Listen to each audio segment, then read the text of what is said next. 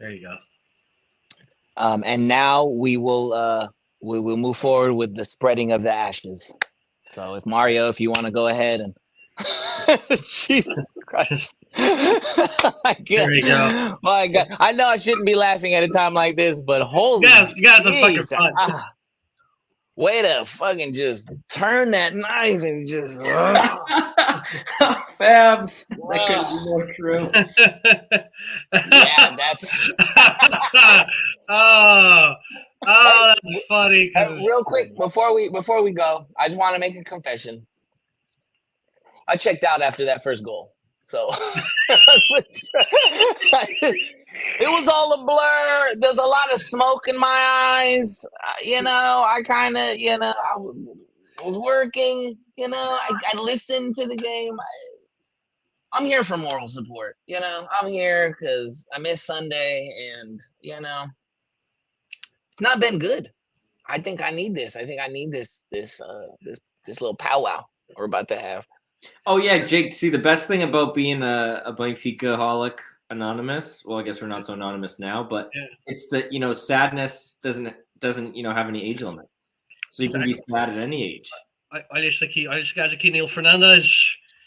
The most optimistic cliche in the entire universe is this man. If you need to, you need to feel a bit of. We said, and I'm going a little ahead, but we said, if the team can come fight a little bit, we'll be happy if they fight. I mean, I just want to say, I don't think that they did, but I think I'll say this: they did fight at the end. They did fight. That's bullshit. We should have fought in Lisbon, and we wouldn't be here. We didn't. There was no fight. It should have, would have, could have. He did from the beginning to the end. Could have, should have, would have. Exactly. Absolutely, Mario. This kind of reminded me of the season after COVID with JJ. Remember where we had that run where it was like we had Port in the league, then Port in the TAS, and then we had like another big game there in the middle. Yeah, we lost Port, and then like fucked everything up. Yeah, exactly. Right. Like, so that kind of gave me vibes to what's happening right now, because it's this 2-week period. You take away this 2-week period and spend it. And I think that if you do this for a lot of Benfica seasons, not the year we lost, the COVID year where we lost, but like other years, if you go and look and say, hey, take away 2-week Benfica's worst 2 weeks of the season. And it's like one of the best teams ever. But here's a fun fact. Here's one of these fun facts. So it's a marathon, not a race. It's a marathon, not a sprint. Excuse me. It's a marathon, not a sprint. Excuse me. Yeah. That's what they say. When I looked at this match, and I kind of went, fuck, man. As soon as we go down 1-0, I'm like, fuck. 4 games in a row. Fuck me. And I'm sitting there, I'm fuming, just like everyone else probably is. And I start kind of going, when's the last time we lost 4 games in a row? And I start kind of trying to look as you kind of watching and trying to like figure it out. Well, we haven't lost 4 games in a row. Though. We haven't lost 4 in a row. Exactly. So all of a sudden it clicks into me. I'm like, oh my God, what the fuck is going on? This is like one of the best seasons we've had in ages. And it's now somehow veering. I'm like, we cannot. Then I became overly obsessed where we can't lose this. And I know we'll talk about the match. We're fast forwarding right to the very end. It's 3-2. It's over. It's done. You're in the dying seconds. When we got that fucking third goal and we tied it, I've never celebrated for a draw that we got knocked out of a cup for, just because of the psychological aspect that I'm not going to see headlines in a bola all over the internet or all over online everywhere saying hasn't happened since the dark ages of the mid-90s. Like, I don't want that hanging over. Like, we sucks losing streak 3 in a row. It also goes to say how big this club is. The fact that losing a 4th game in a row is like almost unheard of shows the greatness that we're kind of used to. But fuck, thank God that didn't happen. And it's funny. The commentator at the beginning of my one that I watched, we have the Zone in Deja in Canada. It's kind of, I think it might be similar to you guys, commentators. The English guy's going on about interesting side. We should have a mountain to climb to make a comeback. But typical cliche sports analogies he's saying. And people might underestimate this side because this side has been unstoppable. They have only lost 4 matches all season. Granted, the last 3 games were losses. Yeah. And it's like you're like, holy shit! Like you just take it, like you said, take away those 2 weeks. Yeah, and it is a different night. I just want to say about this game real quick. Before the game started, I read like a little piece of article, like a tweet, a quote from Roger that says we got to attack more. I'll say that they did. I can say that they did. I mean, that first goal was them. They had the ball in the first 10 minutes. Was all Benfica. It looked good. I felt very confident as soon as the game started, and they did attack. It did leave me wanting more, of course, and then wondering what's been happening the last 3 weeks. Why haven't we been attacking that way? I don't know. We got a real interesting tweet. I don't know if you guys seen that. There's some questions we got from I'll read it. I'll read it later on. We'll pull it up. I'll pull it up. But a lot of good questions. And to be honest, I didn't know how to answer them. I have no idea what the problem is. I don't know what's wrong with Roger Ball or if that's what's going on. But it's tough to pinpoint. I think today really, to me, it actually gave me a lot of answers. And I think that today, in other seasons, right, I feel like when you get knocked out of a competition, it's a great time to then kind of turn around the lineup or mess with the lineup. I think that this situation is a little bit tricky, right? Precarious for Roger because we're in first place. We're in the driver's seat. We have a 4-point lead. We can't drop any more points. So, but at the same time, Roger's presser at the end, like what he said, like his comments that he said about the squad and the 11, like he came out very strongly after this match and said, I do the training. I see these guys day in out. I see that these guys on a regular basis, the 11 players that start are the best 11. That's the best 11. But the guys that stay on the pitch are the best guys to stay on the pitch. And as fans, we will armchair. I think we all have different opinions on that side, but he is pretty much making an adamant case that he's going to go in against Estoril probably with his best 11. And I can't see too much tweaking right now. I think he wants to close this out. And it's, you're going to close it out with these guys or you're going to lose with these guys. You know what, though, Mario, real quick. I think sometimes I don't want to call bullshit on his part because he's the mister, right? I don't know. Yeah. But João Mario started on like the right. He's a right mid, right? He was starting at the route on the right side. Yeah. Mid 20, 25 mid. Oh no, excuse me. When they brought Neres in, that's when they brought Neres in. They put him on the right. Neres on the right. They swapped. João Mario went to the left. João Mario looked so much better on the left. He was playing through space, start cooking. He started moving better. His vision just opened up a little bit. He looked more comfortable. You know what I mean? So when I see that, that is how we started the season. That's how we started the season. That's my point.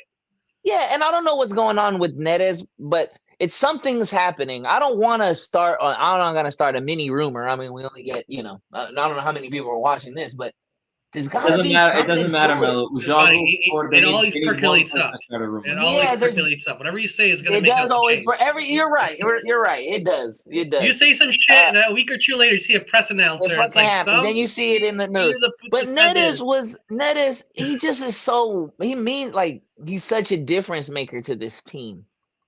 So for him to tell, and then aside from the João Mario thing, then the Neres thing. So when he comes out and says the 11 guys that I have out there are the best 11 guys, and then he gets proved wrong mid-game, mid-match, mid-Neres, you know what I mean? It's very frustrating. I'd have to, like I said, I have to call bullshit. I think that we're seeing a manager who's just a little frustrated right now. Here's Nick, I get that. But don't start bullshitting. Don't bullshit a bullshitter, Mario. That's what I'm saying. Don't bullshit a bullshitter. I agree with you, but there is a certain level of, and this is me moaning and bitching now, and some people are kind of said some comments already about this. You could talk about the Ramos or the first game with the lack call, but then this game with Auschwitz, even a little bit more blatant. I think the other one could be more questionable in the first match. This one, you see that called all the time. And just Benfica, and this is the thing I hate, unfortunately, with us in Europe. Call it the curse, call it whatever it is. At the end of the day, we don't get the luck. It is what it is. We don't get the lucky call. We don't get that, that should have been in PK, and they don't call it in Europe kind of thing. We don't get that was a soft PK call in our favor. We get the opposite. You look at Sevilla running off the line. All the shit. We have so many things that are poorly called on our matches. And it gets frustrating as a fan because it feels repetitive. And then on top of that, Neres hits the post at one point near the end. I know, skipping ahead again. 3 shots, 3 goals. We had actually some pretty great opportunities in that second half, and it just couldn't happen. It's just it's stupid to call it luck. And it's been it's been happening the last 3 weeks. Look at the goal. Look at the game against Xavi. Yeah. There's no way that. How does the ball not go in? Yeah, the chew from João Mario, bam, bam, and nothing goes in. Yeah. How does the corner kick where there's seven people, the penalty call that doesn't get called? I'll say this: there's a lot of things going against Benfica, but we have to figure out Benfica, the players. They have to figure out a way to be better than that. Because personally, I'm on survival it's catching the pressure. That's why I'm saying the pressure is mounting. The pressure is mounting. Can we handle the pressure? That I'll say this much real quick. I think it's the state. If this was February, you got to retool because you got a long season left and you got to figure something out that works. We only got a couple of games left, like a handful of games left. I just feel like we're survival. We'll just survive, win the title, and survive. But like people have said in the comments, we need a midfielder. We need bad. I got you. Oh yeah, we do. We do. We need change, but I really don't think we have many great options right now. But no, hey, one of the things that's nice. One of the things I was going to say, Mario, is that, and it was kind of my point that I started on a little bit earlier, which was today for me. Coming out of this, a couple of things changed. I mean, I know we're going to look at lineups and we start talking starting 11. I think we all know where we stand with Odie. But after this, I'm just at this point, I'm like, I'm done. At this point, I rather lose the Liga. This obviously is hyperbole, right? I'm kidding. Yeah. But exaggerating, okay? But I'd rather lose the Liga. No, I can't. You can't say that stuff around me. No, I'd rather lose the Liga with Samuel Suarez or André Gomes in it than see Odie wear a Benfica jersey another day. Done. For me, done. Because this guy, look, I know he makes some big saves sometimes, but when he makes big saves, it's after he's already messed up, right? Whether it's with his feet, whether it's with his hands. Show me one player below a 6 on that field. Oh, look, he did it. 5.8. Yeah, this isn't golf. You know what it is? Is the ball? My problem with Odie, and this is always been my problem with Odie. And I said it. I tweeted it the other day. He couldn't distribute food to the poor. Okay, he couldn't give. He couldn't distribute food to the poor. Do you know what I'm saying by that? That's why they're still hungry in the world. He couldn't pass his way out of a cardboard box. The ball gets to him. The ball dies with him. And then he gets one. We know what he's good at. He's good at those top bin corner. Not today though, because Barella, fucking Jesus Christ, and he couldn't do better there. But nevertheless, the ball dies for Odie. The Odie doesn't. There's he's not an extra player in the middle of a play. That he doesn't offer any outlet. He doesn't. I would prefer him throw the ball every fucking time. Every time, pick the ball up and throw the ball every single time, because his feet. Shit, I could build houses with those bricks. And Melo, the thing is, his feet, first of all, trash. Distribution trash. But when he throws it, he's actually decent, right? And I think he needs to understand. Today we saw one. It was the one where I think it was Gilbert got pushed in the back, right? And they called the goal off. But first, I mean, yeah, it was a push from Lautaro. But, at the same time, Odie, save the damn ball, right? We don't want to chance this and somehow have that be a goal. There's a play after, too, where he lets one loose.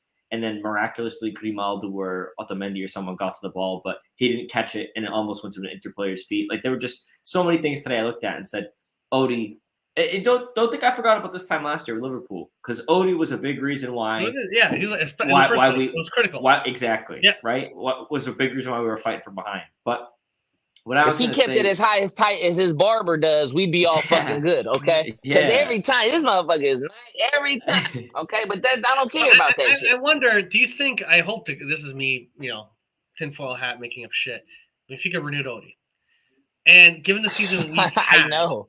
I wonder if there's some psychological reverse mind games going. We love this guy. We're giving him a renewal. Look how good he is. We'd hate for you to take him. You want him, and we sell him. You know what I mean? We try to make some. Remember how Benfica we've actually been shit ever since we re-signed him, Mario. We've been trash. Think about it. Yeah. And Schmidt. It is. It's true. There's no more re-signings mid-season. You signed in the off-season now. He got that high and tight skin fade every match, bro. If Odie kept it high and tight like that fade, shit, he'd be the best goalie, and we wouldn't have been able to keep him. He'd have probably left with Enzo. Chelsea would have wanted him too. Fuck it, let's go get all the best. We should have done a 2-for-1 deal. Hey, I bet if we did a 2-for-1 deal, Odie and Enzo to Chelsea, Enzo would still be here. But we'd have to pay them to take Odie off our hands. We'd have to how about you take Odie and we'll give you $20 million. All right. I'm saying, Chris, you put Odie in Josh McDaniel's hands, and that's a Super Bowl. That's all I'm saying. As much for shitting Odie. How trash is Gilberto? And actually, I'm going to say something. God. I'm going to say something because I have been since the beginning of the season. I have been a fan of Gilberto because early on I liked him. You wouldn't have to see him play. You didn't have to see him play. That's why. No. But I'm saying last season Gilberto was terrible, right? Everyone's like, "Who is this guy?" Blah blah blah. This season he started off. We're like, okay, maybe this guy can stay a little.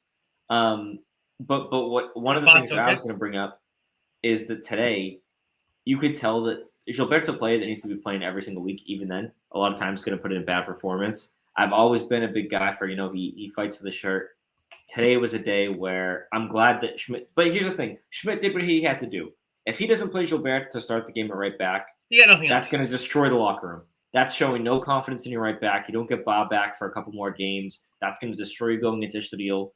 What he did today and then putting Frederick at right back, I thought was awesome. I thought today, Schmidt's game today, the only way it could have been better was if Neres started, because I've seen every single match that Neres has been in. Lately? The last games, he's got a fire in his He's shown the fire and he's changed the game. I'm sorry.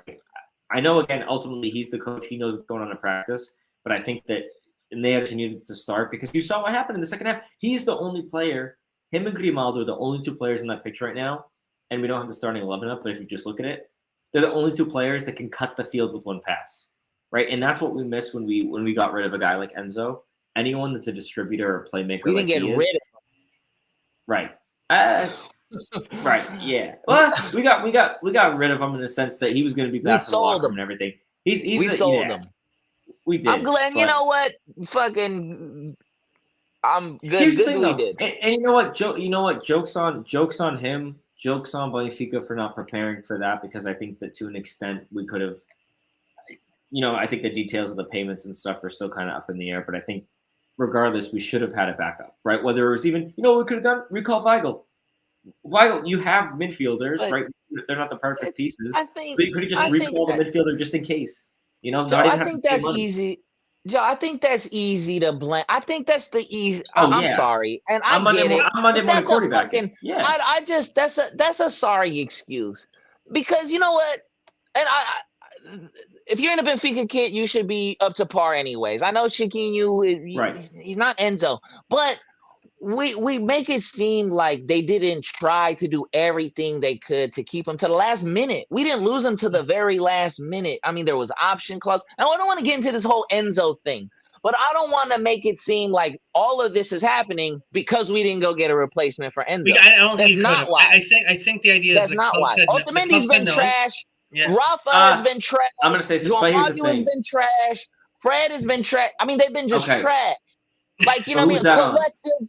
Collective garbage. To me, I put that. I don't. When put you put your garbage out, I put mine out last night. They picked it up this morning. Last night, Tuesdays. Yeah. There you go. There you go. Mine's tonight. My trash night's tonight. So I'm gonna go.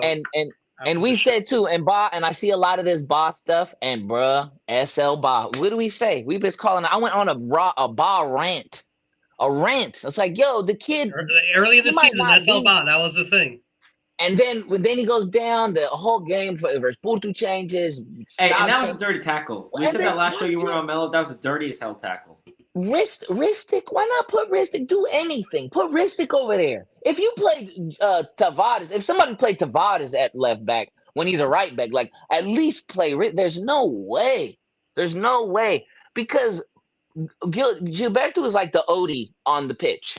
The ball dies when it gets to him. Like as soon as it gets there, it's a no-go. He's not good enough to pass any right back or any left back in the Champions League. He's just imagine that. With how high we play up the pitch. You want him to dribble past Perisic or whoever it is that's guarding him. Like, it's not happening. He's just not good. No, I was gonna say something. I saw something on that note today, real quick, Mello. That was like they had over a month to get a replacement. I get. Gilbert was Inter's best defender today because he killed every single one of Benfica's attacks. See, you know, and I'm not fucking bunking shit up. And look, but Cristiano, he didn't want to let him go though. Like that, and then you know what? And I'll put a little bit on that Enzo too. Enzo comes, kiss the bag, says everything is okay. No, he's a clown. Like, he's a clown. Really wanted to keep him, but that can't just be it. It's not just Chiquinho. We played and we were pretty good with Chiquinho. All I'm saying is Enzo's a snake. Yeah, I mean he's a snake. He did that, came back as a snake, but. I don't want to. I can't. Is it really because we didn't get a replacement for him that we're not as good as we were? We should have beat Schaaf. So here's the thing. You know what? I agree. Right? We should have beat Schaaf. It's all Portuguese fault. Yeah, might as well start blaming them motherfuckers. But real quick, I see something on the Enzo thing. I do think, just going back to Chris's comment. I don't know the insides of the club. It could be maybe just pure naivety from Rui Costa, thinking that he warded off Chelsea, he's convinced Enzo to stay, and even though talks are happening, maybe he was just over cocky that he could convince this guy to stay, and he was pissed. I'm believing how pissed he was. Maybe it's all BS when Enzo refused to stay, even with the salary being there. And it's a foolish mistake by Enzo. Now, if you look hindsight, but regardless, we knew that was happening, and you should have been, if this is going on for several weeks, scouting plan B. Is there someone and even like a cheap option that we can get on loan from another club? Start talking to a few teams. We knew Draxler was already a complete dud at that point. Jeez, I was just going to say. We had him. He was a dud. We did have one. So we're like, okay, we got one of the options loans lately. But we got Enzo. We signed Enzo. We signed Draxler. We signed some guys early on in the season to switch it up. Draxler was a flop, a complete waste of time. We already knew that, and we were at risk of losing Enzo. So start going, okay, who can we get on loan? Who can just someone as a plug just in case? And that was kind of, I think it was overconfidence. Yeah, and I'm gonna co-sign Chris's comment because this is what, again, I kind of want to move on just because screw Enzo at this point. But here's the thing: go ahead, Joe. It goes to show mutual destruction. Because really, if Benfica needed to get rid of Enzo just because of all that went down, right? Pretty much who cost it. By the time at the end, it was fucked. Said, hey, look, you can stay here, you can secure your bag, get your money. Just stay on loan until the end of the season, then go to Chelsea. He goes, no, I want to go now. Right? I want to get into the team now. Joke's on you. They've had 3 coaches since you've been there. Haha.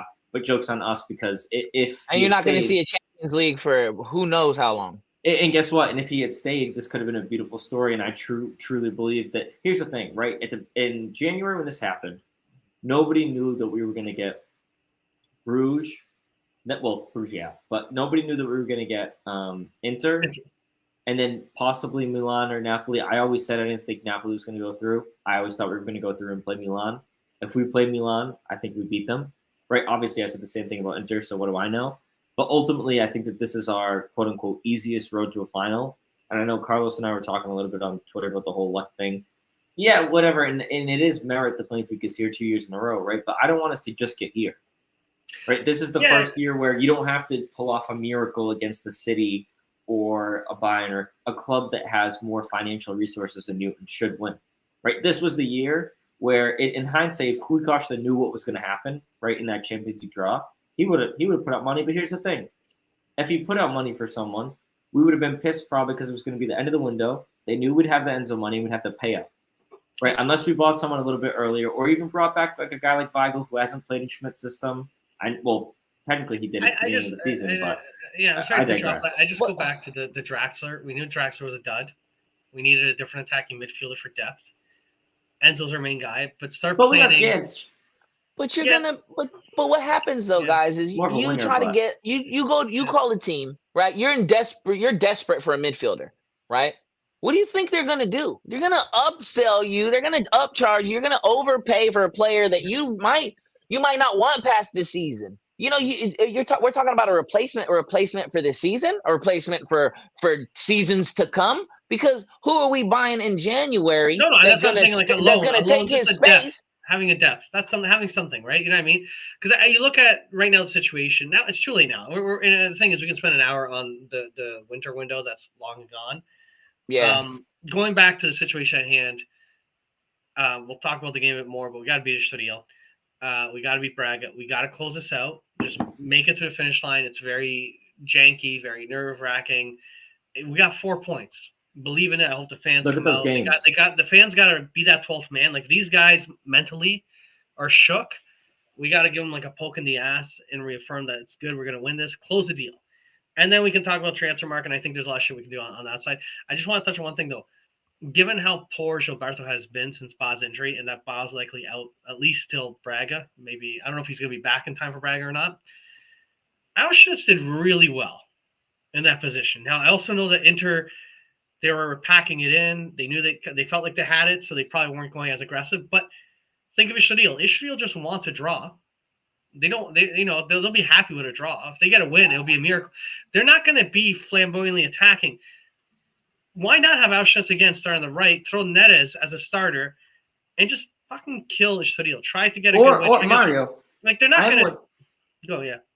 Sorry, no. Go, finish that thought. No, I was just going to say, like, in my mind, Estorил's tactics against us is not going to be like they're going to try to over-dominate us, control the game, control possession, and be on top of us, and we're going to be defending for our lives. It is likely going to be sitting back, trying to catch us on the counter, and it's all about what can we do offensively and see if we can break quickly against them. I think Neres on the pitch is the right fit. You got to take someone off. Is it Rafa? Is it someone else? Is it Chiquinho? But Gilberto's offering such weakness that I enjoyed that second half of the match. It was a really shitty situation. We were down. It's mission impossible, but we really did kind of pick it up. And I was like, you know what? Arsene is this guy that seems to be that universal player. They seem to be able to plug in various areas. I don't know. Not that I want to experiment too much. You don't want to screw up the title, but I think having that extra attacking option against Estoril, we needed 3 points. It'd be nice to not just win 1-0, but get a 3-0. We need a good win. Boost that confidence up to close it out. I don't expect any change to this lineup. I don't expect any surprises. I think Roger's he's gonna put this team out there, and he's like I said last time I was on the show. You know, he's gonna Phil Jackson them. You know, he's gonna make them figure it out. And when he wins, he'll say, "See, I told you." You know, and if he loses, then he'll say, we lost Enzo, and he'll be complaining like we're complaining right now. And look, I'm gonna say, if I was Schmidt, and this is just me speaking strictly as a fan, right? Because you can't mess with the locker room. There's a lot of other things you can do. Yes, Richard, that was one of the things I was going to mention is that Estoril is in the relegation battle. You have matches against, you see there at the end, Santa Clara. That should also be a guaranteed win. But we thought Shops was going to be too, right? Mid-table squad, but still We thought that was going to happen. What I'm going to say is, I think Gonçalo, honestly, he needs a goal. So you don't take him out because that'll screw his confidence for the rest of the season. You still have big games against Braga. You still have big games against Sporting. Granted, all the games left are big, quote unquote. But I'm just saying, for his mentality as a striker, right? You want him to mentally be there for those games. You look at the rest of this roster. I personally think you give Chiquinho a rest, or you give Florentino a rest, right? I think that. I'm so glad you said that, Joe, because looking at that lineup, I know Florentino's a great player. Don't get me wrong. But when you got Chiquinho and Florentino at the same time, man, that's nothing coming out of that midfield much. There's not much coming out of that midfield. Every now and then will make a nice pass, but geez, there's no forward progress in that motherfucking midfield. Like, that's what whatsoever. it is. Nothing coming out deep. There's no creativity in there. You know what Chiquinho reminds me of, Mello? Chiquinho reminds me of a player that's like if you're going to go back to high school, right? American high schools, the JV player that gets called up to varsity, and the coach is like, hey, just don't mess up, right? Like, just do your job. Your job is to just pass the ball, 5 feet away from you, pick the right pass. That's it. Don't get creative with it. And if you look, there were some times where we're even on the counter, and he'll play around with it sometimes, but half the time he's like dropping back deep in the center back position as if he's going to hit one of these, penetrating balls over the top like Enzo used to, or like a lot of midfielders do. And I'm like, bro, that's not you. You're not that guy, right? Like, know your role, stay in your lane. And for me, I think that we need to see. I loved at the end of the game, kind of coming down here a little. Oh, I just realized I'm not sharing. Sorry. That's okay. Take over, buddy. I was gonna say, looking at these options on the bench, right? First of all, I want Odie out, so give me Samu Suarez or Andre Gomes. Samu, tell me about it. But Neres. Honestly, though, you're saying don't switch out Gilberto and cause locker rooms. So you're gonna bench the keeper. Oh no! I'm saying take out Gilberto too. Oh, okay. Oh yeah, that's right. Why not go 3 in the back? Fuck it, go 3 in the back at these last couple of games. Go put Marat or Verissimo, Otamendi, and Silva. No, them 3 players. No, I like the Auschwitz idea. No, I like that, and I love that you said that, Mario. I just think that I don't know if he's going to do that from the start because the locker room. He wouldn't take. He's not. He's in net for the rest of the season too. That's done. Yeah. Unless we clinch Sporting, and then he'll probably start Samuel the last game of the season, just as you get a champion, a champion's medal too. But I loved what I saw today from João Neves as well. Musa, I've been trashing on Musa the whole season. I think that when he came in and I saw he wasn't giving us what we wanted, I always thought of him as something for next year. Hey, this guy, he's massive, right? Maybe this guy just needs to adapt to the system, have a good summer, get hungry, and he'll come back and he could be. I'm not going to say he's going to be like a Cardozo, right? But I looked at his body when he first joined us, and I'm like, this guy's big, right? You can't teach height. You can't teach, that type of guy. But I looked at everyone else that's here on this bench. I like Neves for Chiquinho. I think Chiquinho's the kind of player who comes up in your academy, and then you sell him, and then you buy him back, and then he comes back, and then you loan him, and then he comes back, and then you loan him again, and then he comes back. It's like you can't ever get rid of this motherfucker. That's the kind of player he is. That's just. I don't know if that's happened to him in his career, but that's the kind of what he reminds me of. A player like that. Who is today? Yeah, exactly. But I guess, Mario, my question is kind of talking about the match a little bit more. Looking at fucking these, Chiquinho, bro. I guess Melo too, right? Looking at these guys, who do you say next week? I don't want to see you on the field, or right? I'll give you a second option. It's okay to see them start, but if they're not producing, 60th minute, get them off. Yeah, I think no one can debate Neres in terms of what he's doing, what he's bringing on. If he starts, I think the people on the squad will respect that. So, but someone has to leave. So I would say Auschwitz is staying. You take out Chiquinho. You show Mari to the left. Left. To the right. That's it. That's exactly it. I think and then you put Frederick right back. Yes. That's the safe bet is Chiquinho off. No. There and flip it. I'm sorry. I think the gamble, not the gamble, but I think the one thing I'd love to see, just because Gilberto is offering so little, and we know Ba's coming in. Ba's going to face Sporting. Ba's going to be there. So maybe you say, fuck it. Gilberto, you're out. Auschwitz, you're going in there. Hey. And you're bringing Neres and you flip it. Richard ain't wrong either, though. I'm going to be honest, man. Rafa has been so frustrating to watch lately, man. he's not getting to a spot, and when he does get to a spot, the ball's not with him. So it's just like he's been really bad. Being Rafa. He's hot and cold. Rafa. But he's back to being cold, and it's infuriating because look, for me, we've seen enough of it. For me, I swear, I'm gonna say something. I don't think real quick, Joe. I don't think you're gonna get rid of Gilberto. He's gonna be and his boss coming back. You're not gonna get rid of the back line. The back line's gonna stay the way it is, right? I think like we said, you take Chiquinho out, you put Neres in, you put Fred on the right, João Mario on the left, and Rafa. I think if you guys want to see Neves, why can't we play Neves there? Why can't we play Casper there? Why can't we play? You know what I mean? Like, I will say, he is Casper because he's been a ghost, and I don't know I don't know how fit they are or what the fuck it is, but like, I think they're good. I think they are too, man. Yeah. I think they are too. And I liked what I seen from Schauderlup the last time he came in. I think they're subs. I think they're going to be. I liked what I saw. For the remainder of the season, they're going to be subs, though. He's a big body. Yeah, I think if we start Neres and we either bench Chiquinho or take out Rafa and put Gedge in. What am I thinking? I'm not even thinking. Put Gedge back there. Let him. If Gedge is officially healthy. Or I'm sorry, John. Or you put Gedge on the left, you put Fred behind Gonçalo Ramos, where we've seen that happen before. You got João Mario on the left, Ned is on the right, and then you got Gedge instead of Rafa. Sit Rafa's ass down. I agree with the Portista. I do. I can't even believe I'm saying that. You got to take Rafa out, right? You got to take him out because he's been nothing. Wait, no, I will say 6'7". He's 1 point better than Chiquinho, and all y'all hate Chiquinho.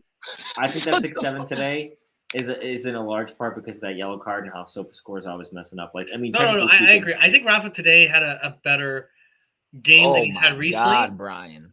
But like, Jesus Christ. Traffic cone. He's a new traffic cone, man.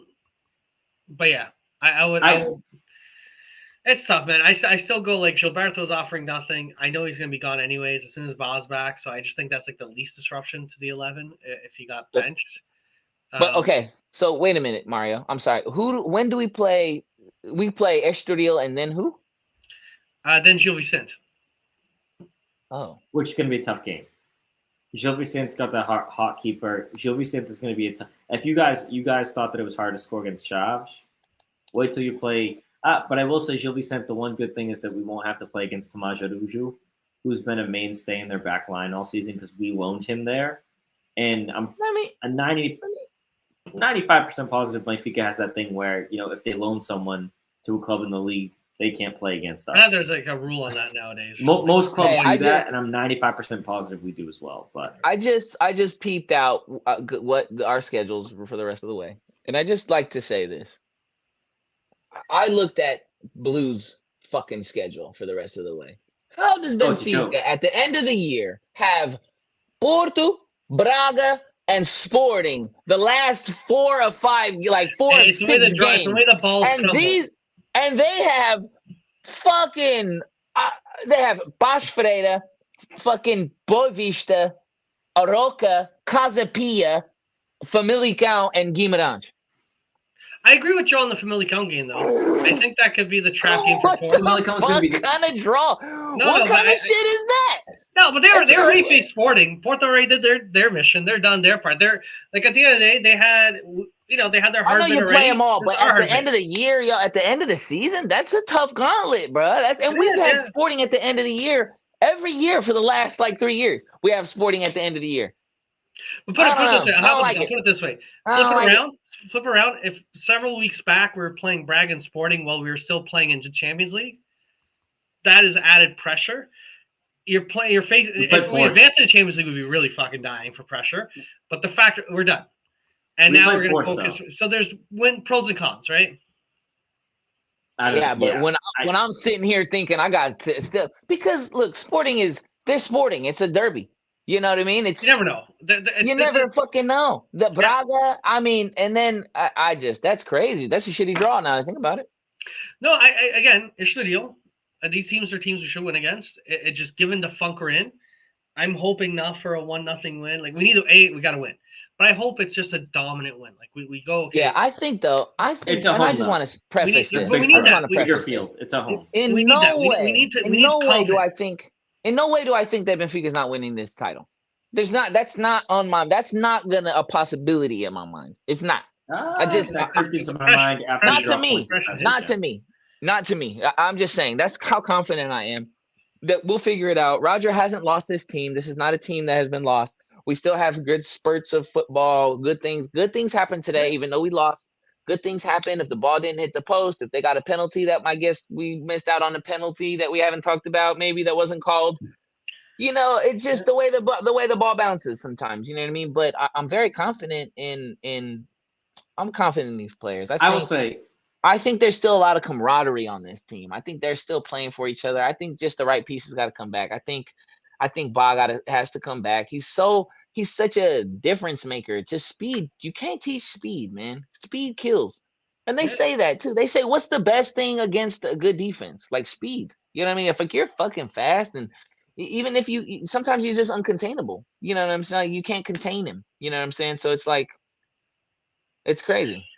I'll say this much though. It's a few weeks ago when you heard Sergio Conceição talking, it was more of a it's done. We hope we do well against Benfica, but it's like he wasn't saying it was over, but he was alluding to it. Us having the clusterfuck that we had have re-energized Porto, and rightfully so, because all of a sudden they go, I can't believe Benfica's choking this right now. And for us and for Porto, every weekend's a final. That's going to be we always joke about that, but legitimately this Estoril game, I'm going to be on pins and needles watching a match in our stadium against Estoril. This should be a slam dunk, 99 times out of 100. I just want the fans. I really hope the fans I think they will. The fans will be loud. Push these guys across the finish line. I think they need that help. And as long as we keep that up, and we keep that up at least beyond, that, Gil Vicente and then Braga, I think it gets a little easier. Even though we could lose the sport against the fact we got a 4-point lead. You know what I mean? Yeah. I think the goals today were massive. I think it helped. At the end, we actually had momentum. That's what I was talking about too, Joe. Those goals were just. We talk about almost 4 straight losses, right? We had 3 straight losses.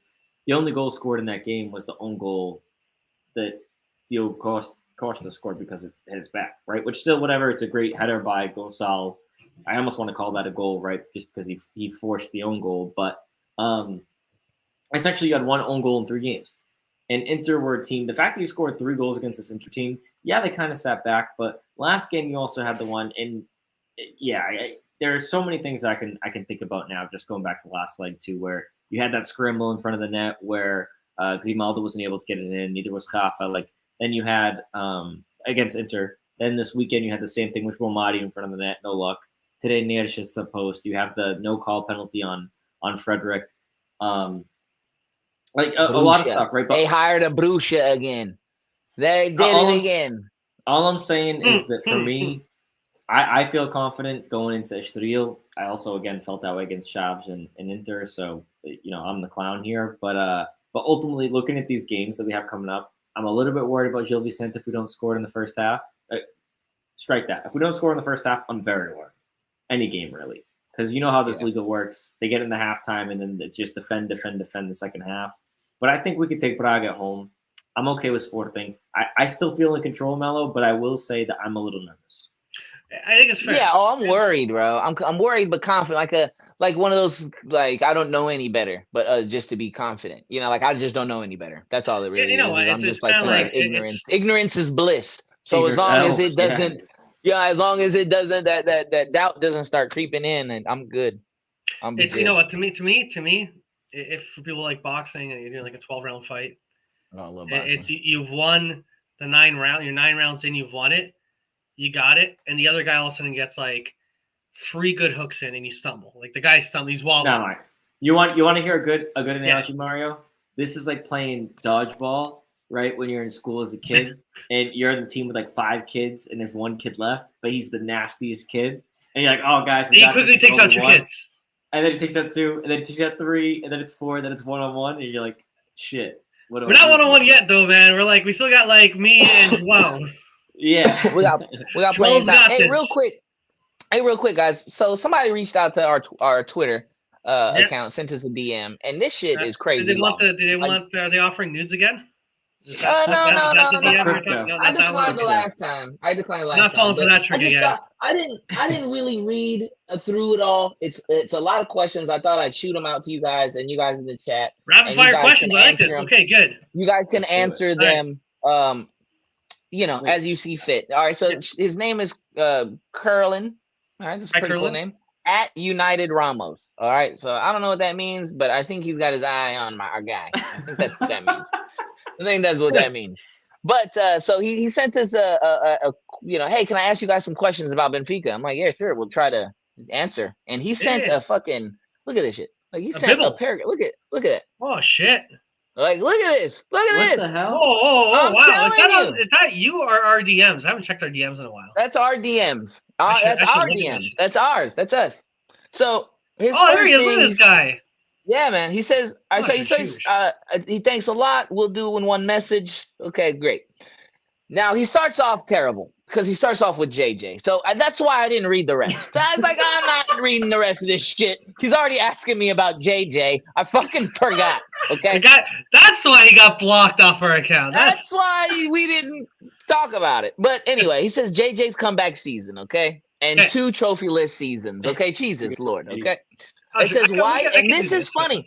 This is funny. This seems like a new guy who's new to Benfica who doesn't understand like what the concept of Benfica and what happens to our players. So his first question was, why do players rarely stay at the club? Like I saw many weird transfers with players staying 1 year or 6 months. How does this anything to do with the bad atmosphere or rumors? Now this was for PZ and JJ.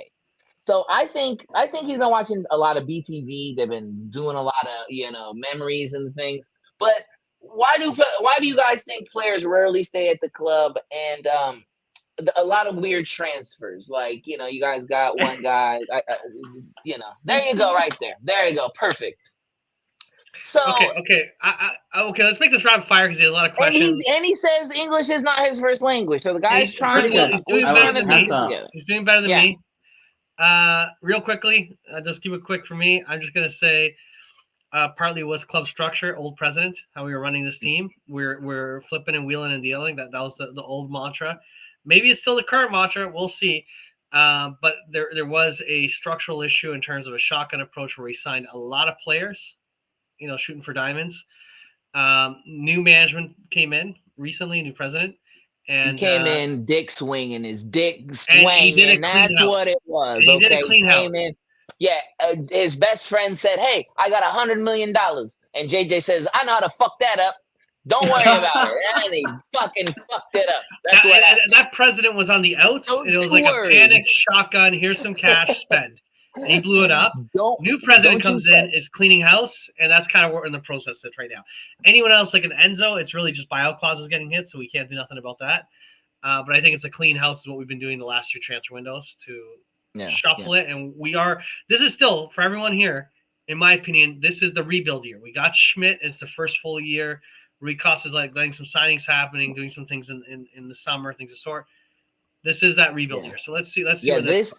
These would have been amazing last year. Like these questions would have hit right home last year. Right now, I've put them out of my mind. To you want to take a words on that one? To address the rumors, the atmosphere. There were rumors where PZ and Rafa and Almeida.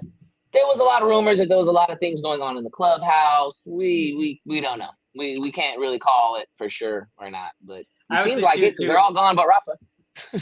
I was gonna say I'm gonna kind of skip through 2 as well because it's the same thing. Like, I don't want to talk about JJ. Like, no. Okay.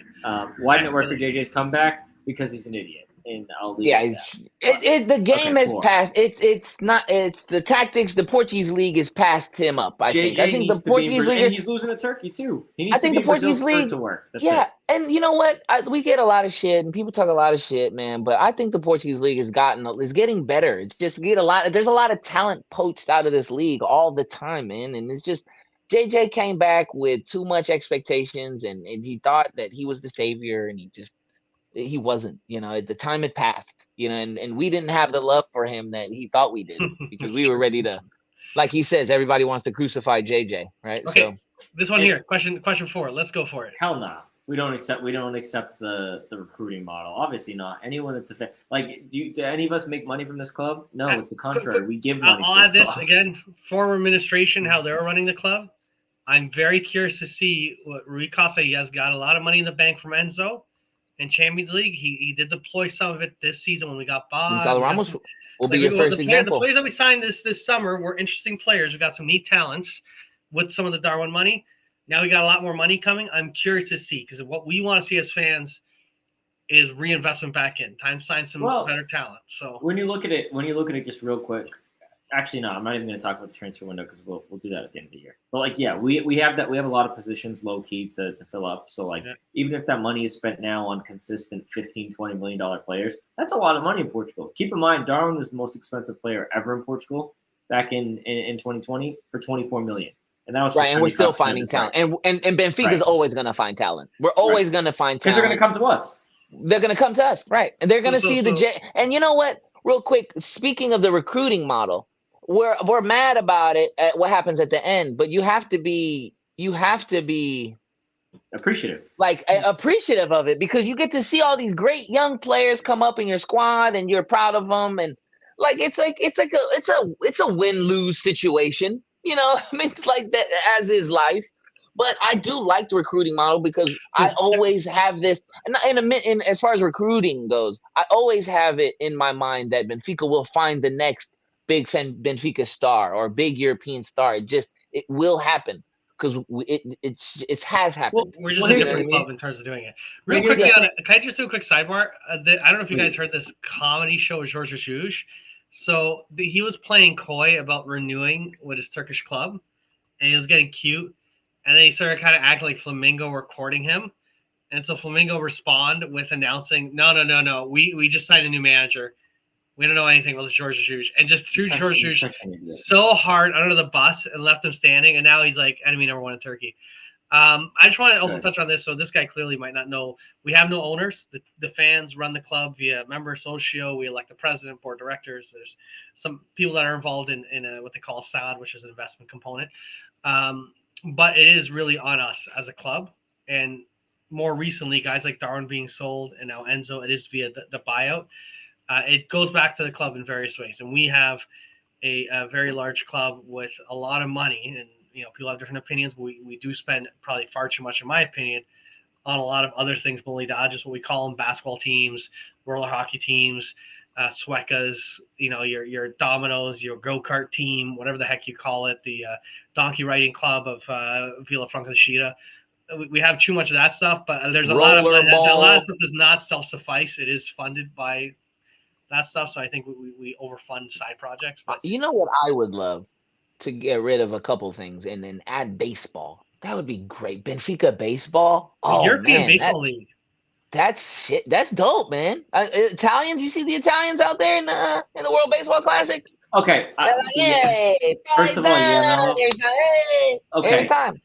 One of the things it does actually, if anyone actually brings up the whole net transfer, blah blah blah, this stuff, like how much money Benfica has, I also want it to be known, right? Like, we're not the Premier League where every team each year gets, hundreds of millions of dollars plus, and that's just strictly out of TV money. Oh, we get no TV. The TV money is like a joke relative to the top leagues. Correct. And guess what? And I could go on a whole nother rant because, in all seriousness, I would pay so much money if I had a legal way to watch all the Benfica games. Currently, I actually do, more or less, but it's really hard and way too expensive. But anyway, quick aside. One of the things I'll say here.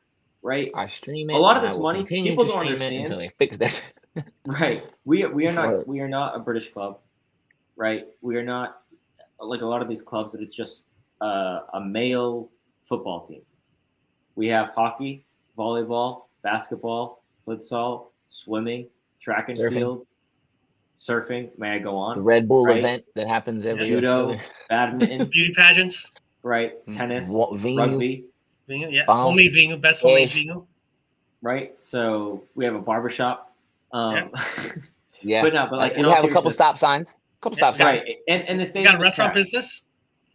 Yeah. Right. And I don't know how much. I don't know how to run a club either. But anyway, I think that one just comes up to ultimately we got a lot of bills to pay and no one else is paying them. It's not like these British. Gotta keep the lights on, baby. Yeah, and look at it this way. Have you seen how much tickets are at a Benfica game compared to an Arsenal game? All right, that's enough said. Because the stadium costs are the same. So. No, there's that. But I am, and not to get too much into this window, I think I do personally feel, this is the optimism now, what we made, $70 million in the Champions League this year? Made over $100 million on Enzo. I know some of it gets bleeded out through costs, other things of sort. I am very excited for this transfer window this season to see what we do. We got our own hot sauce. We got barber cream. Mario. Barber cream. And suits. We have our own suits. Yeah, I got a tie. What a Benfica logo. Yeah. Socks, underwear, all of it. Yeah. Condoms. Condoms. You have condoms. I love the condoms. I don't use them. They got clown shoes. I'm in a different situation. Come out. I'm in a different situation. But like. Hey, you know what though, Joe? I want to touch on something you said. We low key have a lot of holes to fill, and you're not wrong. But I think you're not wrong. But I think because of the league we're in and because of the recruiting we make, I don't think we're off. Oh yeah, I don't think we're off that much, right? Grimaldo's gone, right? You need a left back. I think Ba's not going anywhere, right? You have a right back. You need to get a good left back. You need a midfielder and you need a winger. I mean, that's probably but that's what we've needed for the last 5 fucking years anyway. It's like, get a left back, get a midfielder, get a winger. Like, but here's the thing. A left back, but your left back you were going to get was always going to be backup for Grimaldo, and now you're at the point where we can talk about. I think today, today, I think not even today. The last couple of weeks have really showed that I was always, and I said this on Twitter a little while ago. I was the conductor of the Renew Otamendi train, Fico Otamendi. Today, I got off the platform with everyone else, said goodbye to the train. That's it, because he had me bought in. He was having a hell of a season coming off a World Cup where he was a starting center back the whole time. He was a World Cup champion. That's forever, right? He was having a hell of a season in the Champions League, hell of a season in the league, comes back from international break, and all of a sudden trash. He wasn't there for the first Milan leg. I thought we would have been better if that was the case. Today, I think the goal he gave up, I think he had already given up mentally in his head at that point, so he didn't care about conceding another goal. In hindsight, it made a big difference. But anyway, I'm just saying, like, players like him, Rafa, Grimaldo even. Grimaldo's kind of still on the cusp as to whether or not you want to renew with him. I think this team, and actually one of the things that I wanted to bring up, I'll bring it up after we take down the DMs, is a picture at the end of the game that Florentino posted. Yeah. And I have his Instagram up here just to show some of the players that are in that picture. And when I look at those players, if you told me, hey, everyone's gone, but you have to start with these guys and build from there, I'm happy. Right? Like, we have some core pieces, and I think that this team is very close to making it work. To answer 6 and 7 before you guys too, obviously we're pissed. We're like the most demanding fans I think ever.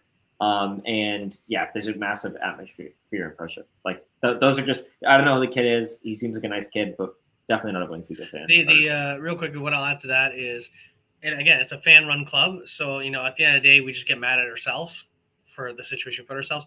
I think a lot of fans understand we're in a rebuild, new generation of the club right now. We're trying to do something new, so there's still a lot of optimism. A couple of years ago, we threw some rocks at the bus, took out a player's eye, and did riot. That happened. It was Weigl, ironically. It was why I got ugly. It got kind of scary. It was bad. It was very ugly. So it can get ugly. It has gotten ugly in the past. There's been a tremendous amount of changes. We appointed a new president. We made some changes. So I think a lot of people want this to succeed, and there's momentum building, man. 2 years where you're in the quarterfinals, Champions League, you're building towards something. A lot of questions. I like these. Oh, there we go. Yeah, you guys Future, amazing. Man. Okay. There are some differences between Schmidt and George Jesus, or the players just better. Oh, there's differences. Lots of differences. Oh, so many differences. Yeah, so I'll just leave it at that. I'll keep it quick. Schmidt's better, bigger difference. Plus, he's getting the players to play better. So it is a dual combination, but I think Schmidt is bringing more out of the talent. Yeah, and I think that Roger he was very good at coming in and not being intimidated, because everyone always says this shit that, oh, you got to have a Portuguese. It has to be Portuguese. They don't get it. They don't get it. You have to be Portuguese. I just read this last bit. It's so ridiculous. It's so ridiculous. And I think he came in understanding, like, he wasn't to be intimidated. He came in with with a very with an understanding, and then he put a good coaching staff around him. You know what I mean? The guys that he brought in were been a part of this league. Bro, the fitness, the crazy, even then this team has been running to the ground because he just hasn't been doing subs. If you want to talk about from a strict fitness perspective, there's a reason why João Mario lasted an extra 3 or 4 months this season. Right, every other year, December, he's done. He's out. His body's, he does something different in training. Yeah, no, in Schmidt, and I mean, I agree with Richard. I think not knowing Portuguese, you don't get caught up in that bullshit. I was going to say the exact same thing. You know what I mean? You don't get caught up in that. You get out of the weeds. Yeah. And they're nasty. The Portuguese machismo, it doesn't really. Yeah. I make fun of Sergio Conceição because of his anger issues and stuff, but the media baits the hell out of every manager. They tried Ruben Amorim at Sporting. They tried nonstop to get him snapped. They've been trying with Schmidt, and there's times where Schmidt kind of gets annoyed a little bit. You keep asking the same. I've answered this question several times. He's still not the full annoyance. You could tell he's getting frustrated. But when you can speak the language and they can be more dickish in Portuguese, and more pointed, it's broken English when they're talking to him. It's not as bad. I think a really big part of that is Melo is these guys, and I definitely want to touch on Carlos and George's point, but these guys also, if you're Portuguese, right? Portugal's a small country. Don't forget, and a lot of these guys that are know each other. They don't coaching, primas. Right, and this is, but even if you came from Povo de Varzim or something like that, right? Not a massive place, but a kind of normal sized town, and you end up being a Benfica. Your dream as a kid is to coach Benfica. Right, so this is it's the pressure that you're putting on yourself. Whereas for Schmidt, this is another job. He understands he's a professional club and he's a professional doing a professional job at the top. Yes. But when things start going wrong, he's not putting a lodge and start getting in his head okay, I have to live here the rest of my life, blah blah blah. Right, I'm from Setúbal, I'm just from down the road. I've dreamed of playing for Benfica for forever, coaching for Benfica. There's just so much behind it. No, but these little things, they're cute, they're funny, but it gets in people's heads. There's some of these guys, a lot of these coaches. You look at because there's a João Felix had when he was younger. There was some kind of connection back in the day or some shit. But anyways, but think of Conceição played at some point. Petit's the league. He played at some point. You see guys like Samal and Sport TV. They play. A lot of these guys play with each other. Some of them were teammates. Some of them were at each other's throats. Small country. Right. And the thing is, these guys move up, and you look at an assistant guy on the bench, and sometimes as a casual you're watching. And you see there's some heated event. It's because that guy did a nasty tackle on his vovô 10 years ago. Felix had it because he was boys with Rodrigo Conceição. Yeah. Sergio's older son, the one that never really made it. There's some connection with the kids or something like that. But they play together. They're friends. Even their kids came up in Benfica. You want to come up in Benfica. You want to come up in that academy. No, but it is a small world. Look at Steven Vitória. His family is a Portista family. They're Canadian, but they're huge Portistas. I know their family. And he was hoping to play for Porto. It didn't work out. He did some other spells at other clubs. He then ended up at Benfica. But there's all these connections in different capacities, right? And these people, again, there's 3 big clubs, and everything is so top heavy in all 3 clubs. Also, that's the thing. It isn't you look at Italy, and there's a lot of clubs. There's the Romas, there's the Napolis, and Milans, the 2 different Milans. You got the Juves. You got all these teams and a lot of depth. Here, it's really just 3 teams. And when you go, I have this, I don't know how many people have seen it, but I got a wall of scarves. I have 90-something scarves. This is all Benfica. This is all the other clubs. There's Porto Sporting, there's Vitória, everyone. I have a passion of visiting these clubs. I can tell you from the bottom of my heart when I've talked to people that are directors, to groundskeepers, you chat with them, they are all either Portistas, Benfiquistas, or Sportingistas working at another club. Mario, how many clubs have won our league? That's the reality. Braga is one of the few. Braga's one of the few where they haven't won it. The 5. But it's been you got Belenenses back in the old days and Boa Vista. Boa Vista. Those are the 2. I forgot about Belenenses. But Braga, I think, is one. Braga and Guimarães are 2 ones that are very unique. They got a fan base. They got a lot of their people. But even then, it's tough. Speaking of Braga, Horta's their guy, but at the same time, he's a Benfiquista, and that created a friction, right? If Benfica wanted to replace Enzo, they could have called Braga, but 20 mil for Mustafa. What's his name? Al-Musrati. Yeah. Well, that was okay. We didn't go for it. Whatever. 20 mil. But hold on. But actually, now that you bring That's what that I'm up, saying. if we're gonna start bringing up also what's up, Nelson, what's up, Carlos, What's up, I know some Nelson? other people, Brian, people that joined late. Carlos, everybody came in. What's up? Back. Shout out to the chat, man. But what I'm gonna say is I'm gonna look at this picture real quick. This picture on the left. Picture time. And when I look at this picture, AI did. Right? I look at that picture. I see Antonio Silva all the way to the left. Ristich, not so much, but I see João Neves. I see Neves. I see Florentino. I see Samu Suárez. I see Gonçalo kind of here lurking in the background. Yeah. I get excited by that.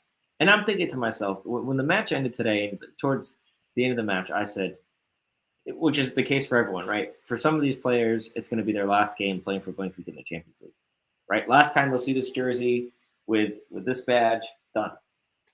And I started thinking to myself, but who, right? And started thinking of, okay, Otamendi is going to be gone, so at center back, I want obviously Antonio Silva, and I think he'll stay another season at least. I think he's here for another year. And then Verissimo, right? You have Tomás Araújo there as your third option. If something happens to Verissimo, he hops in, cool. Then I'm thinking, like, kind of around the rest of the field. I want to see João Neves stay in the squad. Paulo Bernardo, I don't think he's coming back, unfortunately. Henrique Araújo, I think he'll probably come back because I think Gonçalo's gone. But I started to think to myself, like, what would it take for some of the, like, what's the project? When you go to England, a lot of these bigger clubs have a sporting project, right? And not even just England, even you go to the Netherlands, right? Like Feyenoord this season's on top of the Dutch league, right? Not Ajax. But still, right? Like Ajax has a plan typically. My whole point here is I'm trying to think of how can you convince these guys to stay?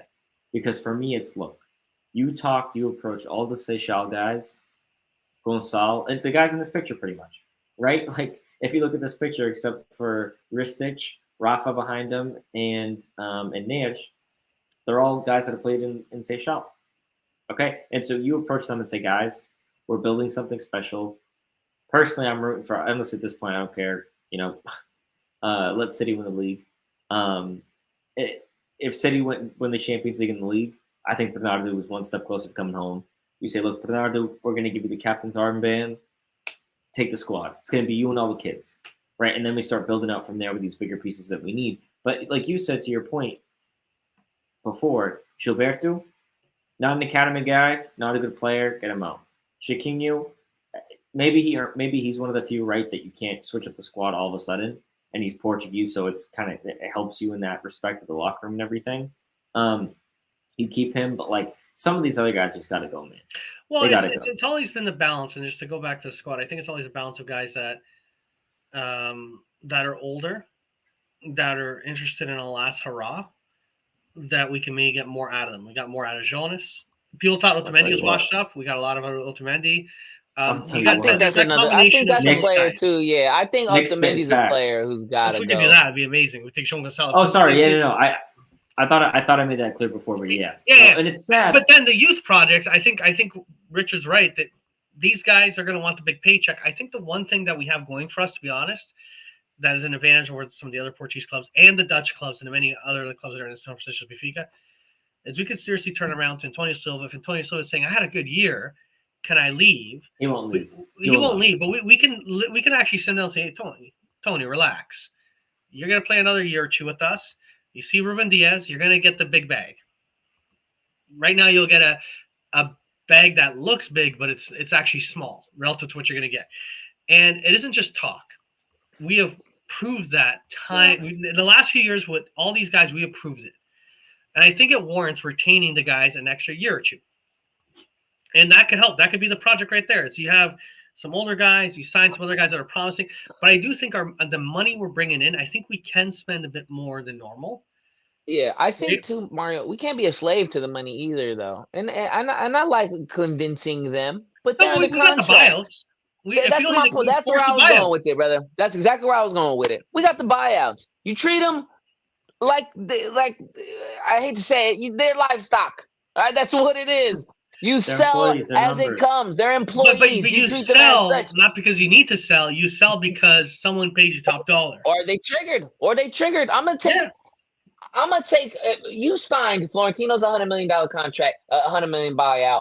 Antonio Silva's $100 million buyout. Gonçalo Ramos $100 million buyout. If 3 teams came to us in this offseason and said, "I'm triggering each one of them," and they paid $300 million, I mean, I'll sell the shirt off my back if you pay me. No, but the thing is, that's why I think this summer is interesting. I don't know how much of an offer. I don't think Ramos is the one I think has a question mark on him, but I think he's fading. They got too much power. I agree. They got too much power. You got under contract. You're gonna stay here. And if you know what, and Enzo got bought out. It is what it is. No, but the thing is, at the end of the day, we forced that buyout. He said, "I want to go." We said no.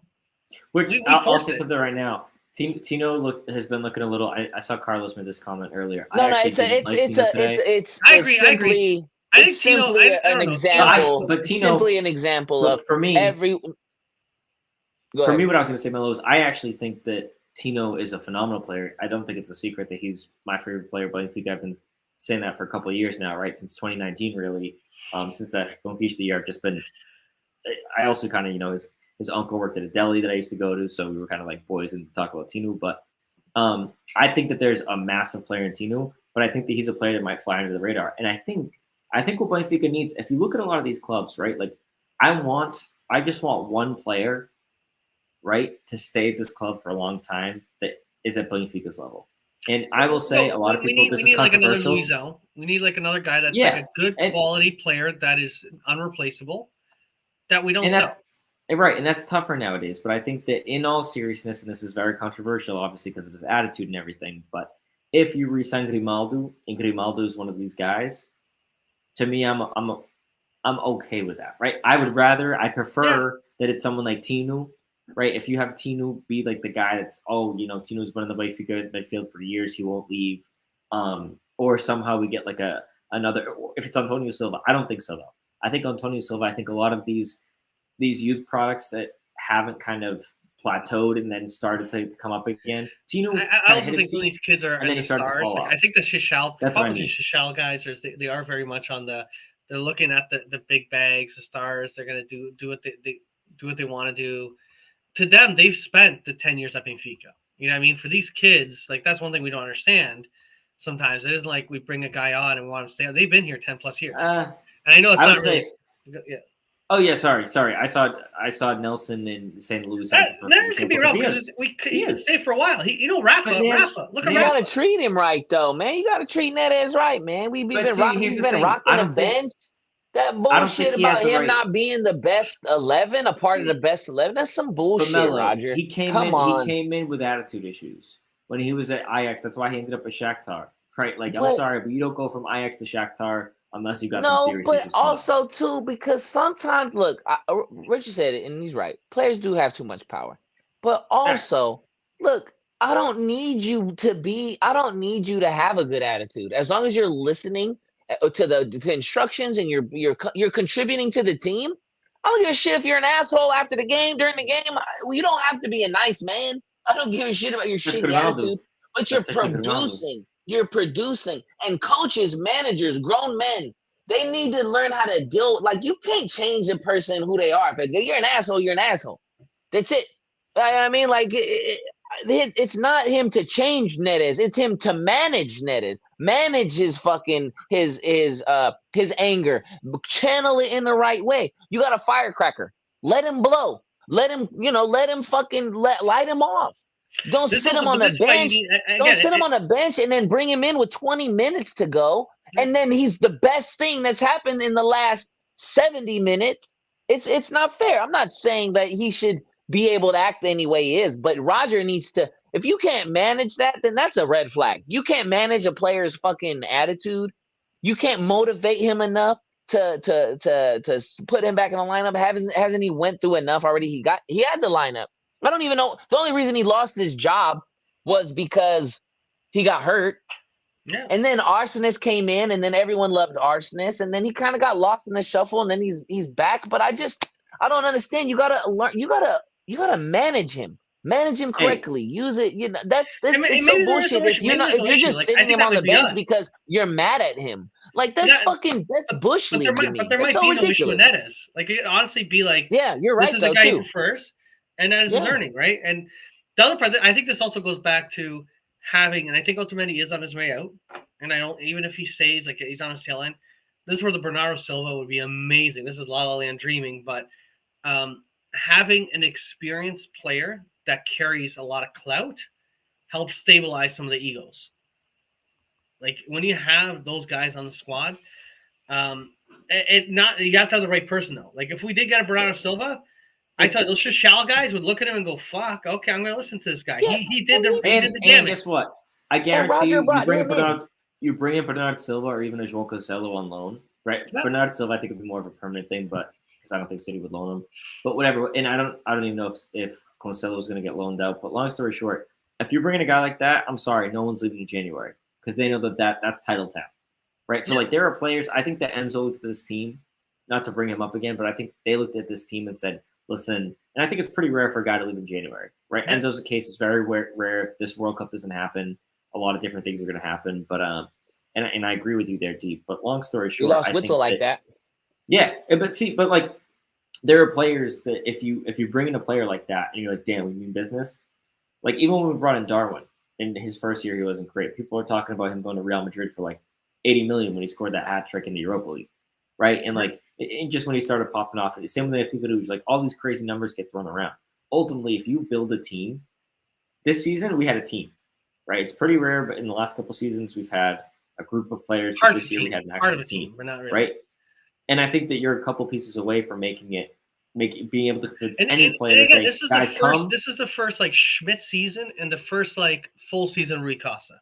Yeah, I'm very excited. Like as long as we can close this thing out, be the champion. When the dust settles, you go, we had actually a pretty good season. I wish we did better. Tough though. We only got one trophy. You got money in the bank. And you can go out and maybe add a couple extra pieces. And Mario, for me, what's really big there is starting off the next season with a Super Tassa. Because yes, you can only have one season this season, but you can start the next one off right away with the Super Tassa. Roger, there's a confidence thing in that. You know what I'm saying? Well, you got to pass the league in the World Cup. Sorry, you start in the group stage Champions League. No playoffs. Yep. Don't less forget, games on those legs in August. Neres, he was asked for Neres. Just want to throw that last piece out there. He wanted him. He wanted the. I don't think there's much of an. I think Neres is a guy that's feisty. I believe. I won't be shocked if he starts. And you know what? He's got it. Like Neres isn't a guy that's like a young kid about to pop off on a big transfer. He's been around the block a while. We signed him. He's ours. I view Neres as I viewed how we signed Pizzi and Rafa. Players that were not ultra young. They had some experience. They're in the middle of their prime. And the fit at Benfica made sense. And he'll be here for a while. And I think we'll build something with him. And you know, guys with some attitude, and you guys get angry. If we're not getting results, they should get angry. Yeah. It's a balance. You don't want everyone throwing a fit. I agree. I just, like I said, I'm not buying that shit where Roger's saying that this is the best 11 and this is the best way, because we've seen it work in other ways. And, you know, Neres is clear. Neres is clear of João Mario and he's clear of Arsenis. Could we all agree on that? Different he's clear of those players. Yeah. I'm going to say, and first of all, different roles, and João Mario's cooled off. There was a little while where well, not really different roles, though, Joe, because João Mario's playing where Neres should play. So, yeah. But it's what they deliver. What they deliver is what they deliver. Players. I got you. Like João Mario. When I see a lineup and I see João Mario where Neres should be, that's who I got to compare him to. You know what I mean? That's a very different player in Neres. And when João Mario is on his prime, you get a very different player also. It isn't like, sometimes before we had guys who'd play on the right and it'd be like they're both doing the same thing and they're debating who's better. I think they're just two very different styles and different types of players. That's why I like the idea of like flip Mario on the left, get Neres on there, because I still think you can get more out of João Mario. And Arsenis should be like just, I don't know, get rid of Shaking and put Arsenis there. I like that idea. I fucking really like that idea. That's what I said at the beginning of the show. Yeah, my bad, Mario. I forgot about that. Got lost. That's what he did today. And that's what he did today. He did amazing today. I thought it today. Rogers' changes I thought were perfect. I thought that, again, changes. Very well. I think he did great. For sure. But for me, I think what we need to continue to see is, you know what, he's just making changes, because ultimately, even if guys aren't physically tired, sometimes they need a little fire under their cuisine, right, to get them going. And I think that taking out Gonçalo today and seeing Musa score right away, that woke up Gonçalo a little bit.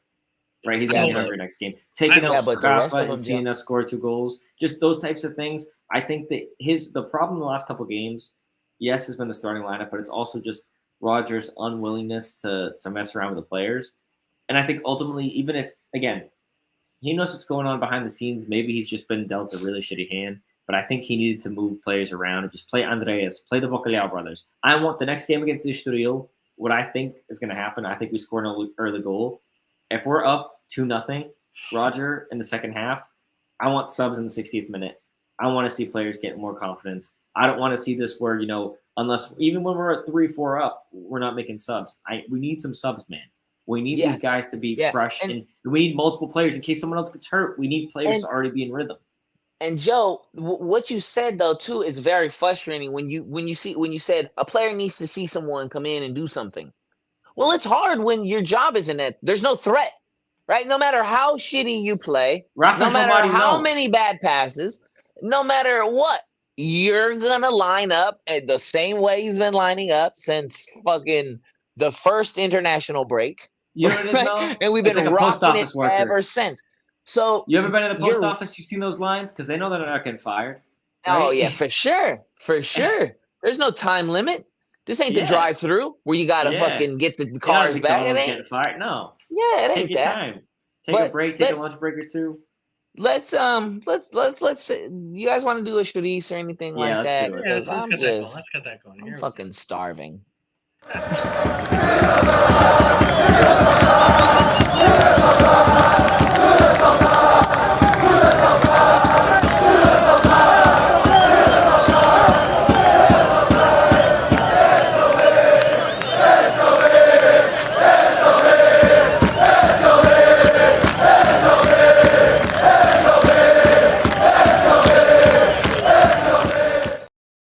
You guys want to do everyone's agreeing with you. Fucking starving. Nighttime snack, man.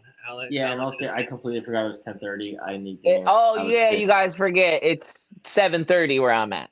Yeah. They're like, it looks so. It's because of your light setup. It looks so much darker. I'm fucking hungry, you want to do like Charisse first? Take a lap at each one. You want to do that? Yeah, let's do it. I like the laps. Okay. Yeah, I'll do the lap. Charisse, Gilberto, enough said. I think we beat that dead horse. That's mine. Hold on, I'm also gonna just whip up real quick the lineup while you do yours, Mama. Yeah, my Charisse, Gilberto, absolutely. No, I'm Deja. I'm Deja. The reason is because not just how terrible he was, is because they purposely actually tried to involve him into the game. Like they actually needed his position to be involved in what they were trying to do. And every time the ball went there, it was just nothing came of it. Nothing whatsoever. You can't move past. You can't. Just there's no doubt about it. He's the Charisse. So mine's actually going to be different, partly because you guys already picked Gilberto, and I think that he was definitely, when I was watching the game, he was who pissed me off the most. But I'm actually going to pick Florentino for this one, and I'll explain exactly why. Odie.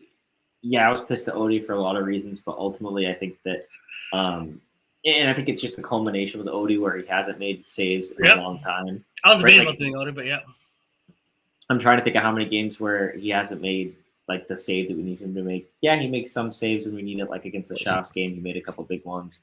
He doesn't save penalties, blah, blah, blah, this whole thing. But ultimately, Tino today, there were multiple times where, Gilberto would kill the ball, and he would Tino lost a few critical balls. But the thing with me and Mario is that Gilberto does not have quality for Benfica. Gilberto was a JJ signing. They just stuck around, and he's a very, a hard worker, and people love him kind of as a joke. But Florentino is a fantastic player, and today he was not fantastic. Today he was, in my opinion, he was okay to bad, right? Because there were a lot of passes that he missed. And the Florentino I know, everyone always talks about, Melo especially, will be like, he's not a good passer, blah, blah, blah. The Florentino I know and watch, he is a good passer, but that's not the Florentino we've seen in the last couple of weeks. He looks very tired. I agree. And without a player like Enzo next to him, without the playmaker next to him, he doesn't look as great. So today, for me, it's Florentino. Yeah. I just wanted to comment, and I've said this before, Rafa just always looks like he has just this confused look on his face. Like he never has the answers that people are answering. Yeah. What's 2 times 2? Yeah, it's very and Carlos, I just today, especially with a lot of the missed passes, that's really where I missed it. And Tino's usually good for a couple of courts and stuff like that, right? Like those tackles and stuff. Today, and I'm Tino's biggest fan. Today wasn't it for me. I was expecting a lot more from him. Hey, you know Otamendi too. Otamendi has that's a great shout. By the way, that's Otamendi's a great shout. Flormati's a great shout. Time to go back. Time to go back to Argentina. We'll love you. You'll never have to pay. You'll never have to pay for another meal again. He should. If he's smart, he'll go to Italy. Just make that bag. Yeah. He likes the fashion. He can still get a good payout. He will end up somehow in a top 5 league, even if it's like Marseille or something. Player? No, it's just one other thing is he won the World Cup. He's had a good season. Everyone's been saying that everyone underestimated Otamendi, and there is still a large appeal for center backs. He can also go MLS.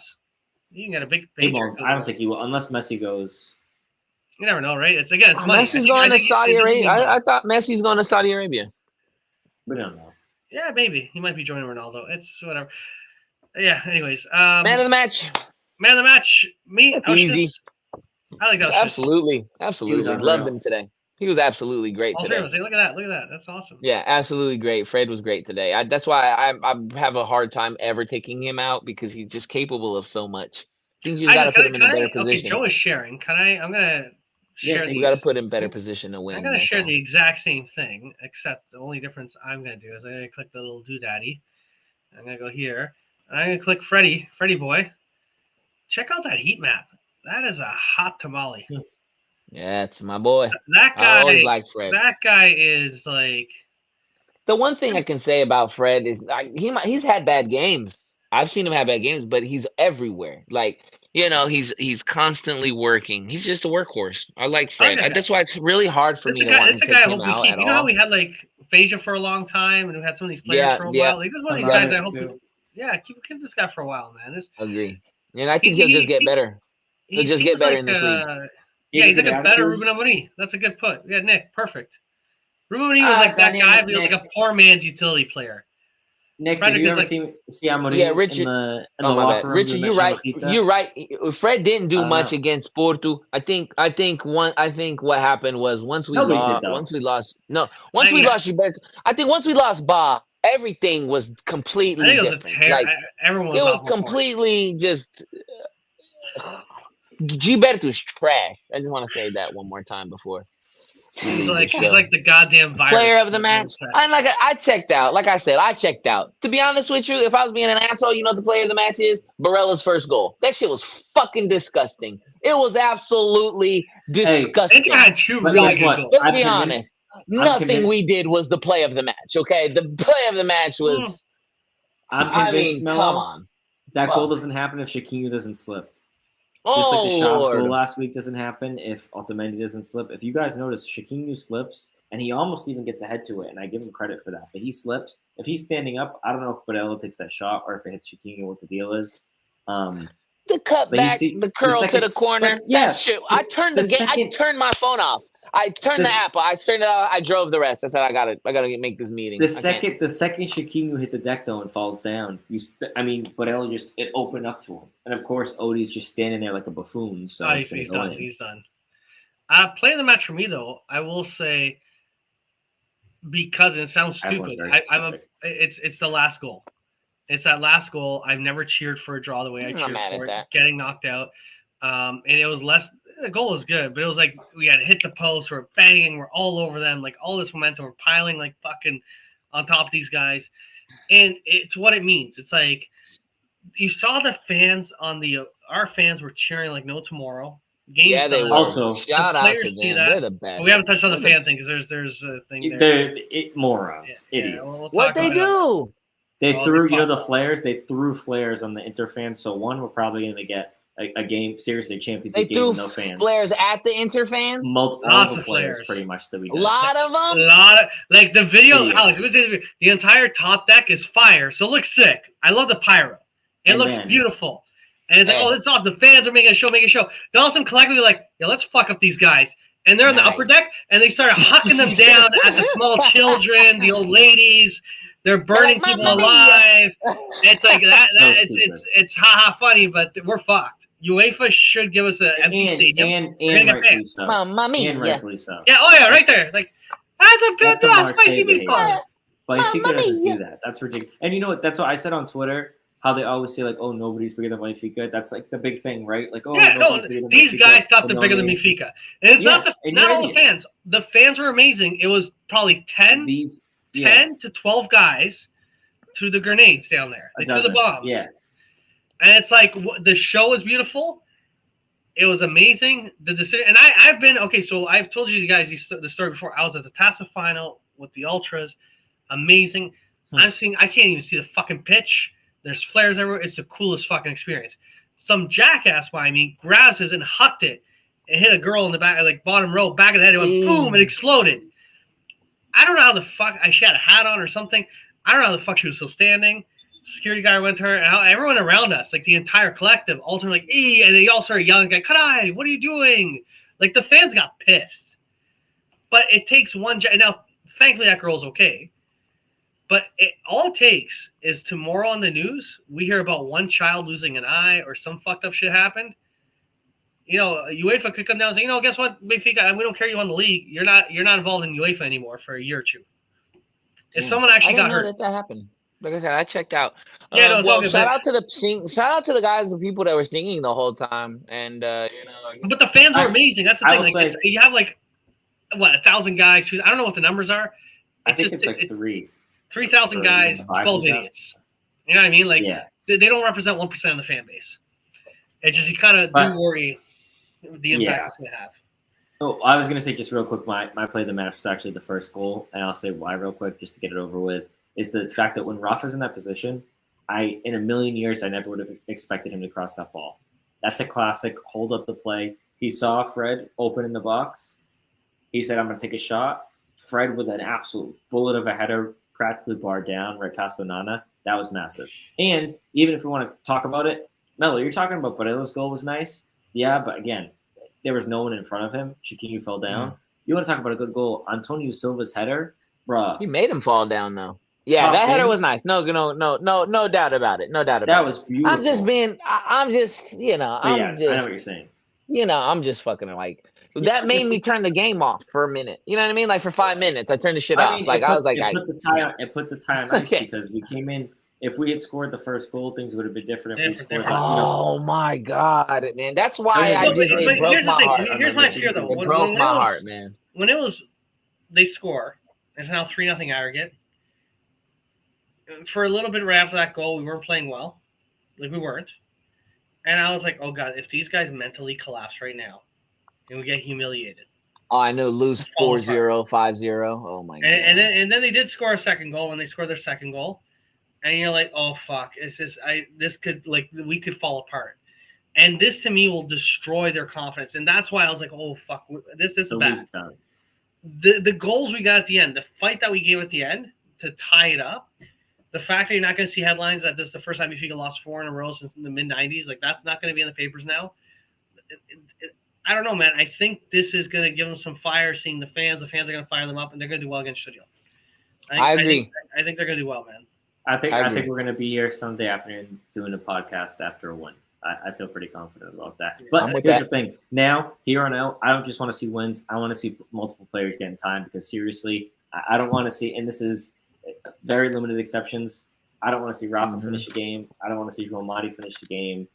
And I don't want to see Tino and Chiquinho together finish a game, right? I want to see some of these guys get mixed in because I don't want us to get to the next season and be like, oh, well, we don't know if some of these players have quality for the season or not because, Roger only had them for the preseason. I want them to start playing now when games matter. You know what I'm saying? I agree with Richard. Like 3 points. But my hope is this. We go in and go fire, get a few goals early on, and just like what Joe's saying, in the second half early on, if we got a 2-0 lead, a 3-0 lead, or like we're doing well, do those early subs. Let's try. We have the breathing room to do it now in these critical games. If we do it against Gio Vicente, if we got a good lead early on, do it. Build up on it, right? Because you only have a few more opportunities. And now it's to try close out, win the title, do what you guys get the success, but also semi-prep for next year in a way, right? Along the way, as long as you don't fuck it up and Juice box. All right, I'm just gonna say something. I typically, and me and Myra talked about this before the show because I actually have a lot of sporting friends and stuff like that. But like, listen, man, you guys gotta watch out for Aroca taking your fourth place spot because you can kiss. Champions League's gone for them. I mean, they're not winning Europa. They're gonna get embarrassed tomorrow by Juve. And yeah, that's all I'm gonna say. Like I was gonna say, typically me and Mario have been saying like we're a little happy, more or less when Sporting won the league. Sporting to me is like a little brother. You know, you're happy to see him do well.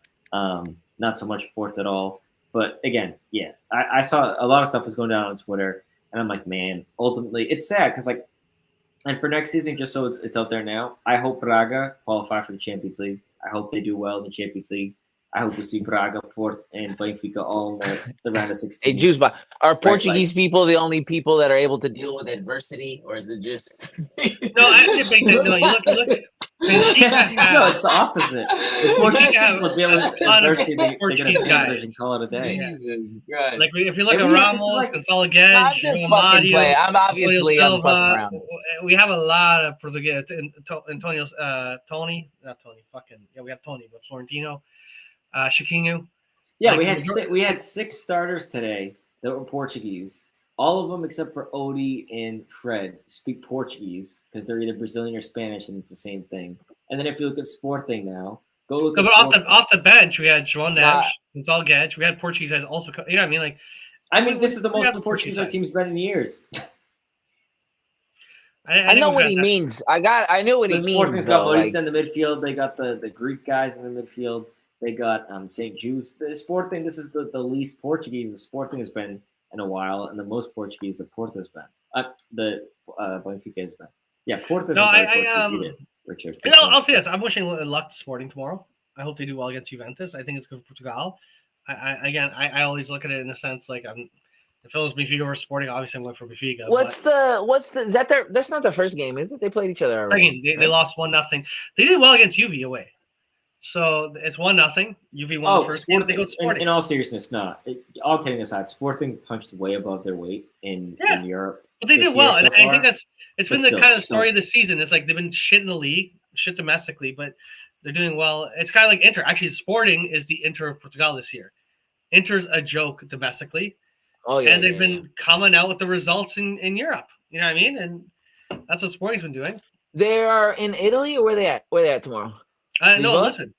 They're in Lisbon. That's why. And this is the main thing. Like I think it's funny. It's funny to me. I think the rivalry it really exists a lot more like with this younger generation because I know my grandfather's big Benfiquista. He does not like the rival. I'll tell you that he does not like that's for sure. There's no doubt. There's no doubt. But tomorrow I know he'll call me and he'll say, hey, and all he says is he'll go, hey, watch Sporting. I'm like, yeah. He goes, yeah, they played good. He never not a bad word to say normally about him.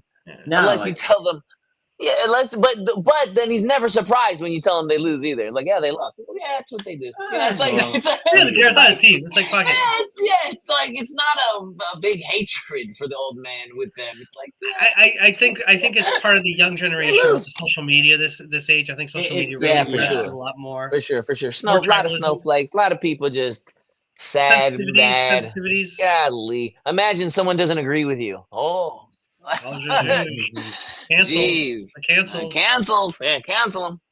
Yeah, and they do actually. They got Shuramitis from Santa Maria. I don't know if you knew that, Mario, but they got a from the islands. Yeah. Oh yeah. Really? He's having trouble scoring, but he might be back in the islands. But anyway. I always get a kick out of I always find that this is the cool thing is such these very small communities and you got these guys that come out of these communities and because Udo Medeiros too is from Fayal. Like they're I guess those are really the only two right now that are big, Azorian. Yeah, and too I like the rivalries. I like talking a little banter and shit like it's that. Fun. At the end of the day, I just want to remind you, we don't play for them. Okay, we don't play. I don't make $1 from Benfica. They don't pay me. You don't pay me enough to get mad. You don't pay me enough to get mad at somebody. I'm telling you right now. I pay them about $12 a month. I'm negative cash flow here. Yeah, exactly. At the end of the day, I can't control what happens on the field. I can only control what I do and how hard I cheer. But a lot of that shit don't make me mad, bro. Like I laugh at a lot of this shit. Like a lot of the shit that people go out of their way to say, especially about Benfica. I will say results get under my skin, but yeah, a lot of times I look at Benfica Twitter, especially like all the Red Pass stuff. Oh, results for sure. Results get under my skin. Yeah, but like a lot of those things, it does make me laugh. I love is my Twitter will show me like 2 tweets with like a ton of engagement, right? You see some guy got like hundreds of retweets, blah blah blah. It's 1 point, and then you see a couple of tweets down. It's an opposite tweet. It's the same thing. Yep. Like it's just so divided. It makes me laugh. No, I find like I love personally. I think Twitter's hilarious. I love the banter on it. If you don't take it seriously, it's the best. And sometimes there's some really good like commentary. There's some people on Twitter that actually do some good stuff, which is great to follow. But man, for the jokes, the banter, I like the banter. But sometimes it's like, you start doing a ribbing, and the guy ribs you. It's like, oh, I'll rib you back. It's like, hey, keep going. Next thing you know, the guy's like in the corner crying, oh, Gilgash, look what he said about me. He's like, oh, what the fuck? You started with the that, and now you fucking shoot out. Okay. I agree. I agree. Yeah, I think too. Absolutely, and I think too. With my hatred, like with Porto, it's just like how visceral the hatred is. That's what makes me hate them a little bit more. But the difference like between I could never imagine. Like they really like you see the veins in they shit. No, like they get. I'm gonna flip it around. I'll tell you what. Flip the roles. There's nothing that makes a. I'm sorry, Richard. There's nothing that makes a Portista harder. They dig harder than fucking Benfica losing or something happened to Benfica. I'm talking about pulsating. I'm fuck Viagra. All right. There's nothing that gets them off more than Benfica lost. Benfica's out. Benfica's this. Benfica's. You know how many times I've seen someone tweet Benfica's getting in a scandal for some article that was out in 2018. Mello, come on, guys. They've been really quiet since we started this losing streak. All that stuff went away. We're not cheating anymore. Yeah, there's no work was out. Yeah. Oh yeah. No, now we're choking it away. Now we're not good enough. You know what I mean? But I'm gonna say though, I'm not trying to be addicted to Sporting. I think if you flip the roles around. If Sporting had been winning as many titles as Porto had been, if Sporting was doing as well as they had done, there would be like I think the difference between Sporting, it feels friendly banter to an extent because there's a gap. Let's just be honest. Porto, we do friendly, but Porto gets more heated quick because they literally fuck us and we literally fuck them, and it's literally either Benfica's good, maybe Benfica wins the title this year. It looks likely, and they won it, and it's a lot of tit for tat, man, with these two. And Mario comes to the whole like say what you want. It's a lot of like in England too, right? You have like the London clubs, they have their own thing, but then it's like Manchester and Liverpool, right? Like the different cities. Portugal in Portugal is the centralism versus the north, and everything is sort. There's that. There's a history. There's so much. There's a lot, and you know what? This is why I love the sport.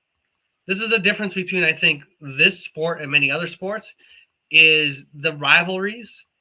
Yeah, are different. They're so old and they're so old and deep rooted. There's like I will say one of the things that does bother me, and I like that lately at Benfica games I've been seeing more and more of it is like the fact that, and I've already gone to 2 Benfica.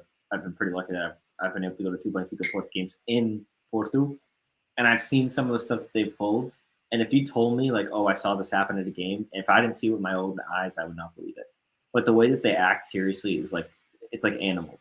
And I'm sure the same thing is happening, way back when. But in 2022, in 2023, 2022, when you're pulling that stuff, man, and in U.S. sports, it's like a lot of people get shocked when people from different teams. It's all friendly banter for the most. Like 99.9% of fan interactions are friendly banter. Like I should be able to wear a jersey. You can talk shit and say all that you want, but don't hit me, don't stab me, right? Like that's ridiculous. I've seen happen. You know what I'm saying? I've seen the metal bars. That is the honest issue. That's the honest issue in Portugal and it's not that. It's the Liga encourages it. When the Liga lets, I remember when Porto Menezes forced a young child to take off their clothes and go in naked into the stadium because they're wearing Benfica tops, and the Liga did nothing about it, like legitimately. Not to take you off that point, Mario. They love this one too. One of the things that we are going to have to talk about. We spend $100 million a year. When you got it, you got it. You know what I'm saying? When you got it, you got it. Joe, that's not how it works all the time. Money don't win your game. I was going to say, Mario, is this whole thing, and it is completely wrong. And there's so many things wrong with the league. And right now, because people from Porto are in charge, right? Like I think everyone knows Proença is a Porto guy. But long story short, Richard works for the Liga. He's been screwing us since '96. If you start looking at now the tickets that people are paying for, again, unfortunately, right, I would love to be complaining about the ticket prices as someone that goes. I'm not going to these games, but when you see that these teams paid the same, if not less, to come watch their team at the Luge, and then we go to Gil Vicente, and people are paying $60 for tickets, when Sporting paid the most was 35, Porto paid the most was 40. I'm sorry, that's not fair. That's not, and there needs to be. We talk about red caps. We talk about a lot of things. But see, to an extent, that's why Mario. I could deal with economics. What I can't deal with is someone shows up with their family and they bought tickets to Gil Vicente and they have a garbage bin and they force them to throw their scarves in the garbage, and you don't see that done against any other club. You don't like that is, and the thing is, and I'll say the one thing I'm proud about Benfica is they let Portistas, and against Porto, the amount of Porto and fans Sporting last year too, and Sporting also. But I'm just picking on Porto for a second. The amount of Porto fans in front of the Luge with Benfica, all like in various spots of the stadium, and it's like it's fine. You can banter, but that is fine. And I think the club is doing well, leading by example. I think the other clubs, and it has to be the big three. Porto has to step up and do the same. Sporting has to step up, and you see it also. They do have it. You know why Porto won't, is because of the Super Dragão, and it's sad because like it's all because of the clash. And but one other thing I was going to say real quick, Mario, to the economics point is okay, but don't you dare talk about centralizing the TV rights. No, I get it. Yeah, no, it's either one or the other. So much money, right? Either fair is fair, or at the same time, I think. Because we got all that dough, huh? Benfica get all that money, right? Well, it's I'm sorry, but who are you paying to watch? No, it's the big three get the bulk of the TV rights, but Benfica gets all the BTV revenue for our home games, or a majority of it. And that's been always a fight. Like the BTV, I know Sporting has Sporting TV now, right? But they don't air their games. They don't really air their games. They don't have their games on that? Exclusive rights. No, and the Genesis is BTV. So BTV was a fan. Like they have a Sporting TV, just like if you got a BTV, it was about the club and different events. Where the club got aggressive at taking their rights back from Sport TV was a contract that Sport TV signed with Porto, saying that Porto's like, we did a new contract, we get paid the most money. And if for some reason when Benfica's renew, you pay them more money, you got to increase how much we get paid. We are forever the most paid team. And Benfica basically said, when ours renewed, fuck you, we're taking it to BTV. They basically signed an agreement with Porto to guarantee more money. And it's like, in the reality, I'm being a dick. Benfica has the biggest fan base. More people watch Benfica on television than any other club. So if we're going to play the game of mathematics there, Benfica should get even if it's to watch them lose. Yeah. But I'll say this much. I am also a fan. I think that we have a huge issue in Portugal with the money rate. I'm okay with equalization of TV rights. It sucks for us. We take the biggest hit on that deal. But at the same time, this nonsense of a fan walking into another club when they have a valid ticket and you force them to throw their scarf in the garbage, this kind of shit, that stuff's got to end. Like, to me, it's like, Mario, you know how childish that is? That's ridiculous. Oh, no, it's you're gonna pay legitimate money for a ticket and cheer for the other team. Grow up. Grow up. That's little dick syndrome. And it's not that. It's like, you know what? You're going to cheer for Benfica, that's fine, but you got to put your scarf in the garbage. It's like, why? Especially when it was that kid. That was like, and I the like kid was like, the whole thing. But it's like you've seen other people like take off their shirts, and it is like. I think it was from Licão, Mario. And they always get the sun seats. But nevertheless, I mean, shit, we could be here all day, all night complaining. No, but the thing is, like, I look at it this way: if I live in Portugal, I'm a huge fan. I love to watch. I like to watch the sport. If I lived in, let's say, Famalicão, and I was a Benfica, I'd probably still go watch Famalicão. I love the sport. I'm a fanatic in that sense, right? Oh yeah. I'd still go if there's no Benfica to watch. The odd time go watch Famalicão. But the moment they fuck my family over, and that doesn't be my family, it could be like someone else's family that's a Benfica. I get why these guys are so fanatical and don't want to support the other clubs because it's becoming so. You know, Porto Menezes is Portista. This club is more friendly with Benfica. Like that stuff, that's got to end. Like at the end of the day, you got to like break down those barriers. I remember I had one of my best friends in Terceira. His whole thing was, you know, every season Benfica starts the season with 6 more points than everyone else, and I was like, what? He goes, Braga. I think it's hilarious because of just how much Braga has done the last couple of years, but still, and people used to call it Benfica B. Like all those jokes quickly started to simmer. You see that with Porto Menezes. Porto and the Vitória. Don't forget Vitória and Porto. They paid $7.5 million for those two kids. One of whom never played, barely even played for the B team, and he got released for free. Like that's some shady stuff. But anyway, I get it. And Juice Box, it is the culture.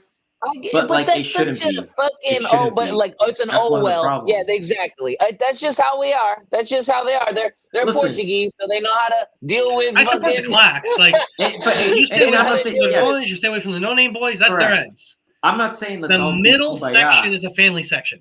In Mario, I'm saying when I went, I saw 2 instances, and this was back in 2019 when they pretty much lost the title that game when we were there. I saw some other stuff this time around, but this time was the other. That's the one where you went like Agent Joe wearing a black T-shirt. Yeah, I mean, yeah, I always go like all black, no emotion when they scored nothing, right? Which is hard. But this time, yeah. Anyway, doesn't matter. But I saw one situation where there was a kid, right, probably 11 or 12. He was with like another kid. I didn't see if he was with parents, wearing a Benfica jersey. I was sitting right next to the clock, like the Super Dragões, right, like right next to it. And the kid was at the bottom of my section. All of the Super Dragões, realizing it's Benfica shirt, start rushing over, saying, "Oh, we're gonna kill you," son of all this stuff. And then security had to escort the kid out. Man, a 10-year-old kid, a grown man that's antagonizing, okay. A grown Portuguese man that should know better, yes. If I showed up, I fully expect to be, threatened, all that stuff. Yeah, if it's a tourist, if it's a tourist or a kid, I fully expect that. If you better fully expect. My thing is, okay, you better fully expect if you come at me like that, I'm taking out the first person. I don't fucking play that. Mello. It's gonna be okay. The guy next to me, the guy next to me had a Super Dragão shirt and had a glass eye. And after the game, I saw him with a metal bar waiting for the for the other team's fans. But listen, that whole thing of the and then someone else, they were trying to climb into come out one of the boxes because some guy was holding his daughter with a Benfica jersey. Grow up. Now listen, if it's adults that are Portuguese, yes, I understand. Even then, I think it's exaggerating. But for one of those, I don't even understand that. No, my thing is, there's still your soccer team, your football team. Honestly, I actually feel bad because their lives must be so sad. Yeah. Fuck. My thing that pissed me off. This is a political thing I'm going to say now. I am a huge listen. I get there's cops and shit. There's rules. There's laws. You start doing death threats and you start making that type of level. There's cops right there. Fucking get the baton, clip him in the back of the head, handcuff him, and drag him out. I don't give a shit about police brutality. When people are acting a fool, give them a hit. I don't care. Get him out of the stadium and fine him and ban him for life. I know people hate that shit, but to me, if someone is threatening to beat up a kid, and there's a lot of people nowadays, and it's not just football, but it's just outside of that where people think it's okay to attack other people. It's a fucking game. It's a game, but I'm just thinking, but society. No, I'm just saying, yeah, I'm with you on that. Like, it's a game. Like, it's not this serious. You know what I mean, brother? It's just, God, like I said, they don't pay me enough to get mad, and I don't know you. Half of these people I don't know enough to make me upset. But the thing is, I think it's on all of us, like Benfiquistas, Portistas. Absolutely, a lot of it is, bro. I know a lot of Portistas, they hate that stuff, and it's just I think a sad statement where, again, it's in this day and age, it's a loud minority. Right. Gets all the attention and gets away with murder because the silent majority allows it. And I think people need to, at all these clubs and just in your day-to-day life, fucking vote for people that are going to do something. And it's local level. I'm talking like local city municipalities. No one participates in municipalities. It is the lowest participation rate in all societies. And people even more so in Portugal, Mario, where it's like Portugal's even worse. It's more nepotism, more corruption. Right, and I just think they got to do more of it, and sometimes it's just they got to get this in control. Like, I believe in the clacks. I believe they should have their section. And if you're an idiot and you show up for a Benfica kid and Super Dragão, you're gonna get your ass kicked. That's the reality of it. And I think I do like the idea of being able to do the pyro show and all this stuff in one section, right? In a dedicated section where only the clock. And we were talking about this last show, Mello, which is a pretty cool idea, right? Like having Dortmund instead of having seats where the clock sits, because it always pisses me off when I see those white seats in the luge. Just do the standing sections, do the bars in the back, and just have them stand there, right? Like, just do something to kind of change it up a little bit. Change it up a little bit, yeah. I agree. Anyway, I just think grow the fuck up. You know, come on. It's ridiculous. It's a 90 minutes. It's not the game's 90 minutes. I just eat a Snickers. You're not you when you're hungry. That's eat a Snickers. Eat a Snickers. Or drink a Coke. Drink a Coke and have a Coke and a smile and shut the fuck up. You know what I'm saying? Like, shit. Shut the fuck up. Because a lot of times people just, and I'm not like that. I just talk. I talk loud. I'm a loud talker. I talk just because I want to hear myself talk. And sometimes I just, I don't think that. I don't think it's worth. Like I said, I don't think it's worth it. I don't get into too many Twitter beefs, too many Twitter battles. I like to keep it cool, man. I got respect. I mean, I got to keep it classy. And like Mario said, it's on us. You know what I'm saying? Let's be honest. We're Benfiquistas. We got class. Okay, we're classy people. We have our own wine, our own hot sauce. The games that we have are on. They show on BTV. That we own those games. It's a very classy. Ben, it's a classy fan base. Hey, turning in the other cheek is the hardest thing to do. It's on us to show the Leals of the world, the Juice Boxes, the Richards, how to treat each other and how to just. I'm pretty sure they're good people. I'm fucking around. You're fucking around these guys. I love these guys. I love these guys too. I love these guys. I love them all. There's a couple of you guys I don't like, but for the most part. I don't care. Hey, Juice Box, Richard, I don't care what they say about you guys. All right, your guys are good guys to me. I don't care what they say. I didn't realize Richard knows about sales. So I hope that he he probably saw Portuguese there. 2, I wonder if he's going to go to the Benfica game there, just out of curiosity. Probably not. His tickets are $60, but anyway, how about that stadium? They got a big cock. They do. It's huge. It's huge. It's just out in front, out in center. Oh, shit, it's amazing. Hey, SLB, EES. Don't worry, brother. Don't worry, calma. I feel like trash, but I feel a little bit better. DM me. I'll send you some. I'll send you some stuff to keep you relaxed. Calm down. It's gonna be okay. Stuff to keep you relaxed. I'll send you some stuff to keep you relaxed. All right, you gotta settle down. We're gonna be fine. You have 4 points ahead. Esteril's coming. We gotta lay up and lay up across the city. We'll be fine. Don't worry about it. It's good. It'll be fun. And you know what? Enjoy the last run. It'll be good. You know what? For everyone, Sporting's got their Europa League. Good luck to them. Porto's got, they're out and done. Now they're rejuiced up and they feel some hope. We got to wake our asses up. And in between all of it, you got Dave in the chat. We can't ignore Dave, the Bragans. What are you, Braganese? They're doing well.